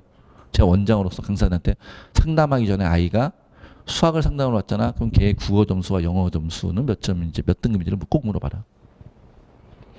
그래서 국어도 영어도 공부해야 될 나이면은 수학 공부 시간에 어느 정도밖에 안 나올 테니 거기에 맞춰서 얘기해라. 하루에 수학 공부를 3시간밖에 못할 애한테 하루에 너 수학 공부 10시간 하면 점수 올라. 이렇게 얘기하는 건 의미가 없잖아요. 그러지 않나요? 근데 단가 강사는 대부분 그러니까. 애를 대학을 보내려면 우리는 이래야 된다. 하루에 국어를 2시간밖에 할 시간 없는 애한테 하루에 국어를 5시간씩 할 양을 내면서 이걸 다 하면 넌 점수 오를 거야. 이건 의미 없는 얘기잖아요. 자, 이게 재수 종합반과 단가학원의 차이점이에요. 그리고 재수 종합반을 전문적으로 했던 학원과 재수반을 전문적으로 했던 학원과 단가학원 강사들이 그냥 연합을 하는 학원과의 차이점이기도 하고요. 그런 것들 좀 아셨으면 좋겠어요, 사실은. 자, 그 다음에 컨텐츠 얘기를 되게 많이 말씀하시는데, 이게 지금 이거 말고도 지금 계속 제가 더 구해서 붙이고 있어요. 저희 학원 자체 컨텐츠도 있고, 그러니까 사실은 제가 제일, 그러니까 개인적으로 청소년 원장으로서 제가 이제 커뮤니티 같은데, 입시 커뮤니티 같은데 많이 들어가 봐요. 저도 여론을 수렴해야 되니까. 근데 그때마다 제일 억울한 게 하나 있어요. 억울한 게. 우리 콘텐츠에 대해서 사용해보지 않는 친구들이 말하는 거. 그러니까 예를 들어서 뭐 어디 거는 야 여기 거 내가 써봤더니 정말 좋아. 근데 이투스 콘텐츠는 뭐래. 이렇게 얘기하는 친구들이 있는데, 근데 거기 걸 써봤으면 우리 걸 못 쓰거든요. 둘 다 폐쇄형이 있기 때문에. 거기 걸 써봤다는 얘기는 거길 다니는 아이란 뜻이에요. 그래서 우리 걸 안 쓴 거잖아. 그런 애들이 왜 우리 걸 평가하냐고. 그게 제가 좀 많이 억울해요. 실제로 저희 콘텐츠의 수준이 되게 높거든요. 자, 보시면은 저희 자체 콘텐츠도 있고요. 그 다음에 외부 콘텐츠도 저희 사용해요. 국어는 이감과 한수를 쓰고요. 수학은 저희가 한석원 모의고사를 해마다 쓰고 있고요. 지금도 쓰고 있고요. 뭐 등등등. 근데 양이 너무 많아요. 양이 너무 많아서 우리가 다른 건 이런 거예요. 그러니까 예를 들어서 대치동의 어떤 학원은 상위권 아이들만 다닌다고 주장을 해요. 요즘 보니까 컷을 보니까 상위권 아닌 애들도 많이 가던데, 하여튼 주장은 상위권 애들만 간다고 주장을 해요. 그래 컨텐츠가 최상위권만 맞춰져 있어요. 컨텐츠만 있는 거예요. 그러니까 못 푸는 게 절반인 애들도 있는 거죠. 근데 우리는 상위권부터 우리는 노원구에 있는 학원이잖아요. 여기에 뿌리박고 있는 학원이니까 우리는 상위권 학생도 있지만 중위권, 하위권 학생도 있어요. 그러니까 저희 컨텐츠는 다양하게 있어요. 상위권부터 중하위권까지. 그러니까 예를 들어서 킬러 6 이런 문제는 진짜 상위권 애들만 푸세요. 이런 문제예요. 준킬러 이렇게 얘기하면 저희는 얘는 중상위권 푸세요. 5024 이거는 위에 어려운 6문제 빼고 50분 안에 24문제 푸는 연습하자 이런 얘기예요. 무슨 얘기인지 이해되세요? 그러면 중하위권 학생들은 이런 거 풀어야 되겠죠. 중위권 이하는. 그래서 등급 맞춰야 되니까. 아까 1등 컷이 몇이었어요? 수학이? 84였어요.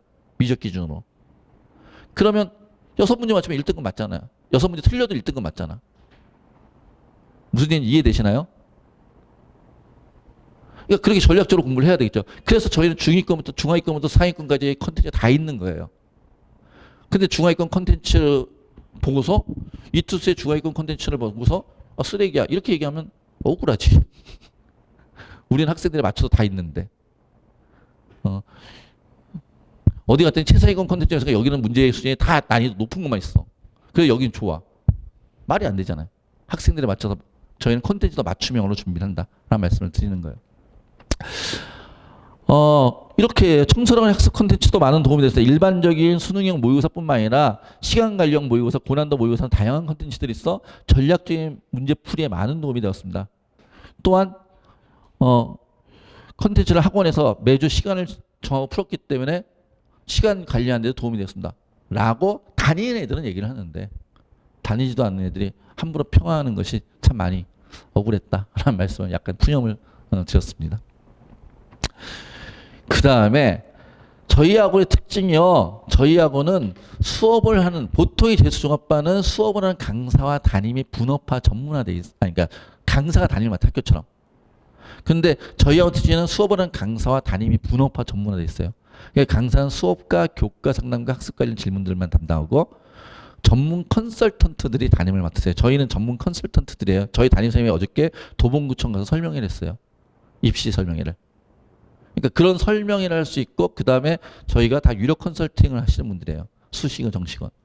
돈 받고 컨설팅 하시는 능력자들이 저희는 담임을 맡는 거예요. 대한민국에 저희만 그럴 거야 아마. 청소학원만. 이렇게 하는 이유가 뭐냐. 대치동에 어떤 학원은 담임이 없어요. 우리는 애들은 담임이 필요 없어. 공부는 지들이 알아서 하는 데지. 그래서 수업만 해요. 그런 학원도 있어요. 저희는 그리고 또 뭐 대부분의 재수업반은 강사가 담임을 맡아요. 학교처럼. 선생님이 담임을 맡듯이. 저희도 예전에 그랬어요. 그런데 점점점 수업을 잘하는 강사들은 이제 외부 수업을 나가고 싶어요. 대치동에 단가하러. 그래서 강남역에 있는 어떤 학원은 1년에 담임하고 상담을 그분들이 대치동을 많이 가니까 1년에 담임 상담을 한 번 했어요. 이렇게 얘기하는 거예요. 왜 담임이 애들은 상담하려면 어느 시간에 담임이 있어야 돼요? 자습시간에 애들이 자습시간에 담임이 있어야 되잖아요. 그래야 개별 상담할 수 있지. 애가 수업 들어갔을 때 담임이 있어 봤잖아요. 애가 수업 들어갔는데 내가 담임이 있었다고 수업 들어가는 애를 끄집어내서 상담하면 안 되니까. 무슨 얘기인지 이해되시나요? 그러면 수업 맞추고 담임들이 있어야 되는데 담임들이 수업 맞추고 전부 대충 가버리면은 아이들을 케어할 수가 없죠. 담임이란 사람이. 그렇다고 그러면 대체적으로 수업을 못할 만한 강사들, 즉 실력이 없는 강사들을 데려다가 담임을 맡기기 위해서 수업을 맡긴다? 그것도 안 되잖아요. 강사는 수업을 잘해야지. 그래서 저희가 생각한 게 수업을 하는 강사는 수업과 교과 상담 학습관 질문에 하게 하고 그 다음에 전문 컨설턴트들을 담임으로 모신 거예요. 그래서 우리는 수업과 관리를 둘 다 중요시하겠다. 둘 다 강화하겠다. 그래서 강사는 수업을 더 잘하는 사람들을 계속 뽑고 있고 그 다음에 전문적으로 컨설팅하는 능력이 있고 학습 상담할 수 있는 그런 분들로 담임을 모시고 있어요. 그래서 아까도 말씀드렸듯이 저희 홈페이지 가면 그 입시 학생들이 수기 써놨다 했잖아요. 그 수기에 제일 많이 나온 얘기가 우리 담임 선생님이 너무 좋았다. 우리 담임 선생님의 관리에서 내가 성공했다. 이런 얘기들 할 거예요. 하나 볼까요? 강북 청소년에서 가장 좋았던 점은 전략 담임 제도였습니다. 제가 학원에 처음 들어왔던 1월부터 수능 때까지 그리고 수능 이후에 대학 원서를 작성할 때까지 생활 습관에서부터 수업 선택 학습 습관까지 재수 생활에 관한 모든 부분에 많은 조언을 해주셨습니다. 라고 해요. 일단은 생활이 바뀌어야죠. 저희는 아이들이 대학을 잘 가기 위해서는 점수가 올라야 된다고 생각해요. 입시에 우선한 게 학습이에요. 그러니까 아무리 원서를 잘 쓰려도 애가 점수를 못 맞으면 원서를 잘 쓸 수가 없잖아. 그러니까 일단 점수가 올라야죠. 점수가 오르기 위해서는 아이가 생활이 바뀌어야 돼요. 우리 여기 계신 학생들은 미래 얘기하지만은 사람이 바뀌지 않으면 점수가 안 올라요. 사람이 작년 하던 짓을 동일하게 하는데, 지시라고 이렇게 작년에 하던 짓을 동일하게 하는데 점수만 오르기 바란다? 말이 안 되잖아요. 재수한다고 그냥 올라가지 않아요. 공부를 해야지 올라가죠. 공부를 하기 위해서는 사람이 바뀌어야죠. 그래서 우리가 생활 관리를 하는 거고, 학습 코칭을 하는 거고, 입시 컨설팅을 하는 거고, 이런 것들을 전문적으로 하고 있다라는 말씀을 드리는 거예요. 학습 관리 및 진학 상담. 우리 담임선생님들이 저희는 1대1로 매주 아이들을 적어도 30분씩 만나서 상담을 해요. 대한민국에서 매주 30분씩을 상담하는 유일한 학원이 청소학원일 거예요, 아마. 수능 직전까지 저와 함께 길을 걸으셨던 전략담임 선생님이 정말 큰 도움이 되었습니다. 우리 담임선생님, 저희 전략담임이라고 이름 붙였어요. 학습관리 조언이나 모의고 상담 등 입시에 관한 직접적인 도움뿐만 아니라 슬퍼 있을 때나 성적으로나 정신적으로 선생님께 큰 힘을 얻었습니다.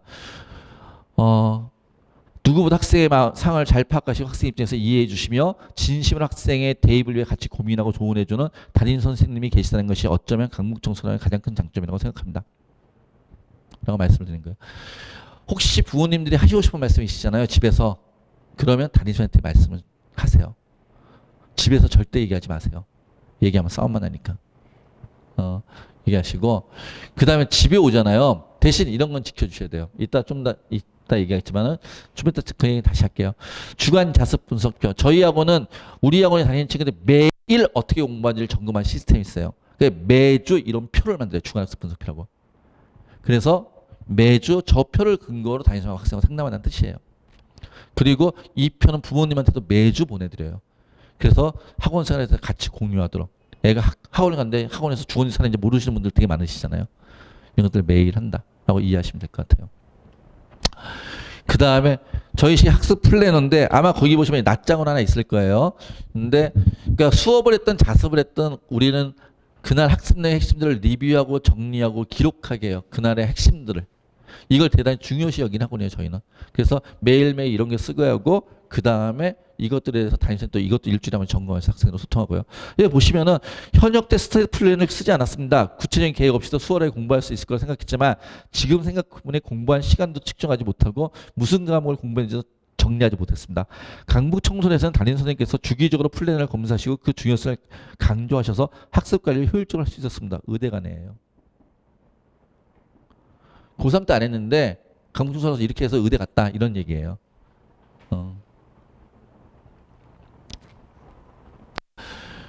그 다음에 저희 학원이 이 건물에 4층, 5층, 6층, 8층을 사용해요. 이 건물에. 그러니까 중계도는 제가 제일 큰 학원인데 4층, 5층, 6층, 8층을 사용하는데 4층과 8층은 이렇게 교실 공간이에요. 5층과 6층은 이렇게 자습실 공간이에요. 그래서 학생 한 명 한 명 지정자석이에요. 사물함 있고 책꽂이 있고 지정자석이기 때문에 저 지정자석에 앉아서 자습하다가 이동해서 수업을 듣는 시스템이에요. 아까 저희가 말씀을 드렸어요. 지금 저희는 학원의 정원이 이 책상 개수예요. 그러니까 이 책상 개수보다 학생을 더 받을 수가 없어요. 무슨 얘기인지 이해되시나요? 이제 몇 개 안 남았어요. 반수반 자리가. 저희가 이미 550명이 다니고 있고 이제 몇 자리 안 남아 있어가지고 혹시 저희 학원을 생각하시면 빠르게 등록하셔야 될 거예요. 전년도에도 저희가 자석이 모자라가지고 임시 이런 책상 말고 임시 책상을 만들어서 한 30명을 더 받았던 기억이 있는데 마감이 돼가지고 올해도 혹시 다니실 생각이 있으면 등록은 좀 빨리 해주시고 오는 건 좀 늦게 오더라도 등록은 빨리 해주시고 예약을 미리 좀 해주시는 게 좋겠다라는 말씀을 드립니다. 자, 그 다음에 저희 학원은 좀 규율이 엄해요. 아침에 오고 저녁에 나갈 때 부모님한테 문자하고 옆에 나가시면은 뭐 징계 게시판 그런 거 이쪽이구나. 이쪽에 가면 징계 게시판이 붙어 있어요. 그래서 학생들 뭐 경고장도 붙어 있고 너 너무 많이 줘라 뭐 이런 거 무단 외출 뭐 이런 것들 경고장도 붙어 있고 그런데 저희는 경고가 두세 번 하면 제적시켜요. 올해 저희 학원 다니는 아이 중에 6명을 저희가 제적시켰어요. 그러니까 학원을 다니겠다고 그냥 뭐 학원이 무슨 제적을 시켜? 저희는 그런 학원이에요. 저희는 공부해라 하는 학원이 아니에요. 나이 20살 시간이 돼서 오는 친구들이 공부할 마음을 본인들이 갖고 오는 거죠. 무엇을 할지 어떤 걸 할지를 저희는 알려주는 학원이지 공부할 마음은 본인들이 가지고 와야 되는 거고요. 저희는 여기에 600명 이상의 아이들이 있는데 그 600명 이상의 아이들한테 공부 안 하는 한 명한테 신경 쓰지 않아요. 공부 안 하는 한 명보다 공부하는 나머지 아이들이 더 중요해요. 그래서 규율이 좀 엄하다는 거 말씀드려요. 아침에 오고 저녁에 나갈 때 부모님한테 문자가 갈 거고요. 그 중간에 학생이 임의로 외출이나 조퇴하지 못해요. 그러니까 바깥으로 나가지 못한다는 뜻이에요. 혹시나 아닌데 이 밑에서 애들 뭐 담배 피는 애들도 있고 제가 재수생들 그런 애들 많이 봤는데 이 동네 사시는 분들 저희 학원 애들 아니에요. 이 건물 7층에 다른 재수학원이 있어요. 거기는 점심시간 저녁시간에 외출이 되더라고요. 그래서 뭐 걔네들이 뭘 하는지 전 모르겠지만 외출이 되는데 저희 학원은 외출 안 된다는 거. 부모님께서 연락을 주실 때는 외출이 가능해요. 부모님께서 예를 들어서 그러니까 외출에 조퇴라고 싶으면 꼭 부모님께서 저희한테 연락을 주셔야 돼요. 그러니까 예를 들어서 뭐 가족 행사가 있다든지 병원을 간다든지 꼭 들어도 외부 수업이 있다든지 부모님이 연락을 주시면 외출이 가능하고요. 휴대폰은 아침에 걷어서 저녁에 돌려주고요. 그래서 아침에 얻어 저녁에 돌려주고 그 다음에 자기 자리에 앉아서 인터넷 강의 같은 거 볼 수 있어요. 근데 학습용 콘텐츠 엉뚱한 것을 보면 저희가 전자기에 일주일 정도 보관할 거예요. 그럼 서로 간에 불편할 테니까 이런 걸 지키겠다 약속하는 친구만 저희한테 오는 거예요. 이해되시나요? 자, 좀 전에 봤죠? 아까 여기 이 자습실은 이렇게 관리하시는 분들이 저희 정규직원 5분과 기한이 5분이 있어 아침부터 저녁까지 관리하고 졸면 깨우고 뭐 이런 걸 할 거예요. 그리고 졸면 깨우는데 또 졸면 또 깨우고 졸면 또 깨우고 너무 많이 졸면은 벌점을 주고 그리고 벌점이 누적되면 지적시키고 공부할 의지가 없구나. 저는 책임을 되게 중요시 여겨요. 재적이라는 단어를 쓰는 이유는 저희 학원에 한 달에 내는 돈이 작은 돈이 아니에요. 제가 알아요. 학생들은 어떨지 모르지만 저도 돈을 버는 사람 입장에서 한 달에 저희 학원 내는 돈이 작은 돈이 아니거든요. 쉽지 않은 돈이에요. 그 돈을 5달, 10달을 받았으면 제가 대학을 보내야 되잖아요. 그게 저는 책임이라고 생각을 해요. 대학을 보내야 되는데 매일 와서 자고 공부를 안 하는 애를 굳이 데리고 있으면서 그 부모님한테 돈을 받는다는 게 수강료를 받는 게 제 양심의 꺼려요. 그래서 그냥 내보내는 거예요, 사실. 그 다음에 저희 학원이 이렇게 셔틀 운행하니까 필요하신 분들은 셔틀을 이용하시면 되고요. 그리고 식사는 저희는 외출이 안 되니까 안에서 밥을 먹어야 돼요. 단위 나이의 99% 정도 저희 학원에서 급식을 신청해서 먹고 있고 1% 정도 도시락을 싸오고 있어요. 식당은 이 건물 2층에 있어요. 아니, 이 건물 2층에 조리실이 있어요. 거기서 식사를 해가지고 갖고 올라와서 우리가 배식해서 먹는 형태인데 지금까지는 학생들 참 맛있게 잘 먹고 있습니다. 급식에 대해서 별로 불만이 없더라고요. 그러니까 학교에서 급식에 대해서 불만 많이 갖던 친구들이 이물질 나고 뭐 어쩌고저쩌고 그런 것들에 대해서 제가 되게 철저한 편이라서 불만 없고요. 학원은 아침에 와서 저녁에 나가는 건데 오전에 7시 50분까지 학원에 도착해서요. 그러니까 입실에 오전 7시 입실에서 아까 얘기했듯이 밤 10시까지 수업을 뜬 자습을 학원에 공부를 하는 게 월요일부터 금요일까지. 토요일 날은 1시간 늦잠 자고 8시 50분까지 부릅니다. 그래서 오후 6시까지 의무 자습이고 더할 친구 10시까지 하고 일요일은 선택 자습이니까 와도 되고 안 와도 되는데 오기를 권하고요. 오면 당연히 저희가 관리하고요. 그렇게 같이 공부해서 수능 보 수시 정시 원서까지 써서 제작을 보는 게 저희가 하는 일이에요. 자, 여기 부모님들 많이 오셨으니까 부모님들 당부드리는 거. 아이가 학원에 오면 14시간 10분을 학원에 있는 거거든요. 그 시간 동안 학생이 공부했다는 걸 믿으셔야 됩니다. 무슨 얘기냐면 집에 와서 학생이 쉬는 것에 대해서 뭐라 그러지 마세요. 집에 와서 학생이 TV 보는 것을 뭐라 하지 마시고 집에 와서 학생이 휴대폰 사용하는 걸 뭐라 하지 마세요. 재수생이 집에 오더니 학원 끝나고 집에 와서 또 TV 보고 있어. 휴대폰 보고 있어. 이런 걸 뭐라 하시면 안 됩니다. 왜요? 약간 14시간 동안 일하다 왔잖아요. 부모님도 생각해보세요. 내가 밖에 14시간 동안 일하고 왔는데 집에 와서 또 일하라고 그러면 할 수 있겠어요? 우리는 사람이잖아요. 기계가 아니잖아요. 긴장과 이완을 해야 되는데 긴장은 학원에서 해야지 긴장을 집에서 합니까? 집은 이완하는 공간이지. 그러니까 아이가 학원에 오면 14시간 동안 저희는 공부만 시켜요. 공부 외에 딴 걸 못하게 해요. 여기는 14시간 조용히 있어야 되는 공간이에요. 말도 잘 못해요. 말은 저희 옥상에 저희 휴게 공간이 있으니까 쉬는 시간에 옥상 올라가는 것밖에 없어요. 거기 가서 바깥으로도 1층으로도 못 내려가 거기 가서 하늘 한번 쳐다보면서 한숨 한번 쉬고 내려가서 공부해야 되는 애들이에요. 그러니까 14시간 동안 하면서 공부만 했다는 걸 믿으셔야 된다는 뜻이에요. 그럼 집에 와서 쉬어야죠. 1시간 TV 볼 수도 있죠. 1시간 휴대폰 사용할 수도 있죠. 그런 긴장과 이완이 없으면 애들이 긴장만 계속하고 있으면 툭 끊어져요. 번아웃이 와요. 무슨 얘기인지 이해되세요? 그래서 여기 오신 부모님들은 적어도 학생이 여기 14시간 동안 공부만 했다는 걸 좀 믿으셨으면 좋겠다라는 말씀을 드린 거고요. 제가 이런 얘기를 또 여기 있는 또 친구들 있잖아. 여기 원장님이 이미 집에서는 쉬어도 된다고 그랬어. TV 봐도 된다 그래서 집에서 TV만 보지 마세요. 적당히 눈치껏 하세요. 하시고, 그리고 그런데 부모님들 한 번 더 말씀드리면, 집에 와서 씻는 것도 정도 놓고 쉬어야지. 집에 와서 TV를 2시간 동안 보고 그다음에 폰을 3시간 동안 하고 잠을 안 자고 막 그런 경우도 있죠. 그래서 제가 대학 가는 것보다 내가 화병 걸리는 게 더 빠르겠다. 뭐 그러실 수도 있잖아요. 그런 경우가 되면은 저희 담임 선생님들한테 전화하세요. 그래 담임 선생님 일부를 통해서 학생과 대화하게 하세요. 부모님이 말씀하시면 싸움밖에 안 일어나요. 전혀 효과가 없어요. 싸움만 나지. 무슨 얘기인지 이해되시나요? 그러니까 똑같은 얘기를 해도 저희가 얘기하면 전문가의 조언인데 엄마 아빠가 얘기하면 잔소리예요. 그러니까 잔소리 하지 마시고 전문가의 조언이 되게 해주셨으면 좋겠다라는 말씀을 드려요. 저희가 기술적으로 학생들이 공부할 수 있게 만들어 볼게요. 그 다음에 이제 거의 끝나갑니다. 강북청소년에는 의치서 특별반이라고 성적이 좀 괜찮은 학생들을 따로 좀 특별히 관리합니다. 이 성적이 안 되는 친구들한테 미안한 얘기이긴 하지만은 저희도 학원이다 보니 어쩔 수 없이 상위권 아이들이 있어야 되기 때문에 이런 당근을 좀 줍니다. 그래서 그냥 간략하게 설명드릴게요. 성적이 되는 친구들을 위해서 그 친구들만을 위한 수업들이 좀 자격 제한이 있는 수업들이 개설되어 있고, 물론 이것도 의무적으로 들어야 되는 건 아닙니다. 그 학생들한테 저희는 수업을 개설했으니까 원하면 들어라 이런 얘기고요. 그 다음에 아까 그 강의실이 자습실이 되게 컸잖아요. 그게 6층에 500석짜리입니다.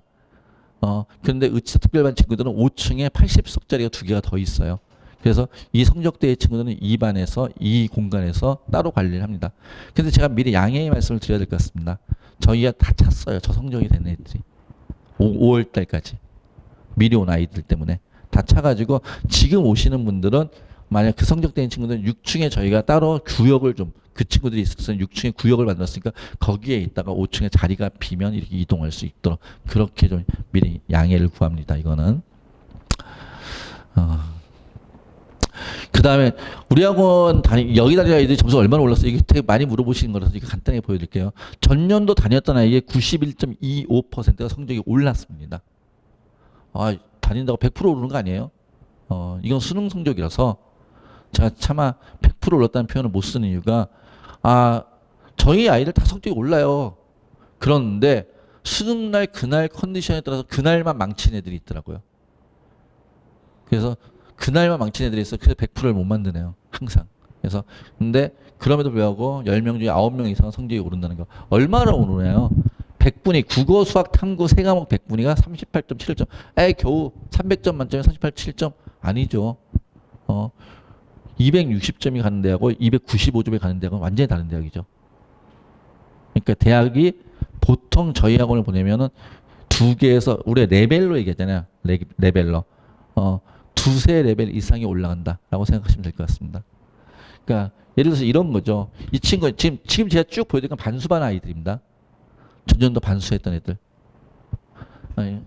작년에 반수반 이렇게 들어왔던 친구였는데 이렇게 갔어요. 그러면은 별로 안 올랐네요. 얘는 별로 안 오르잖아요, 사실은. 근데 인생이 바뀌었죠. 이해되시나요? 그러니까 13점 상위권 아이들은 점수 오늘 폭이 작겠죠. 중하위권 아이들은 올라갈 게 많으니까, 여분이 많으니까 많이 올라가고, 그래서 아까 평균이 그렇게 났다는 뜻이에요. 그 다음에 얘도 작년에 이렇게 왔었는데 얘는 이렇게 됐어요. 얘는 그냥 말씀드리면 홍익대 다니다 왔어요. 홍익대 다니다 한 번 더 할래? 이렇게 왔는데, 그래서 작년에는 얘가 투를 안 했잖아요. 그러니까 서울대를 못 써요. 무슨 얘기인지 이해되시나요? 서울대를 못 쓰니까 여기, 근데 의대 갈 점수는 좀 모자르고. 하여튼 그렇다는 거. 자. 그 다음에 이 친구는 역시, 이렇게 와서 이렇게 바뀌었어요. 얘는, 이 친구도 이렇게 와서 다 반수반의 아이들입니다. 이 친구는 제 기억에 광운대 다녔던 친구로 기억하는데, 광운대 다니다 다시 와가지고 뭐 이렇게 바뀌었고요. 뭐, 이렇습니다. 그래서 연대 갔죠. 그 다음에 이 친구는, 얘는 반수한 애가 아니고 재수한 애입니다. 그러니까 처음부터 공부한 애예요. 얘는 저 논게 그 다음 페이지에 제가 수기가 하나 있어가지고 보여드리려고 얘 성적 보여드린 건데요. 이렇게 왔어요. 근데 여기 갔어요. 서울대 갔어요. 1년 공부하고. 그러니까 저희는 사람의 가능성을 항상 믿어요. 걔가 쓴 글이에요. 서울대 인문계를 합격한 애가. 뭐라고 썼나요? 보면 중간쯤 한번 볼게요. 자세한 내용은 이거 전문은 저희 홈페이지에 있으니까 홈페이지 그 아까 얘기했던 학생 수기랑 있으니까 다 가서 보시면 돼요. 보면 이런 글이 있을 거예요. 여기서부터 볼게요. 인서울은커녕 지방 국립대도 못 가는 성적이었던. 아까 그 성적표 보셨죠? 1년 공부해서 제가 순위에서 사상 최고의 성적을 받고 좋은 학교 하게 됐습니다. 뭐 이런.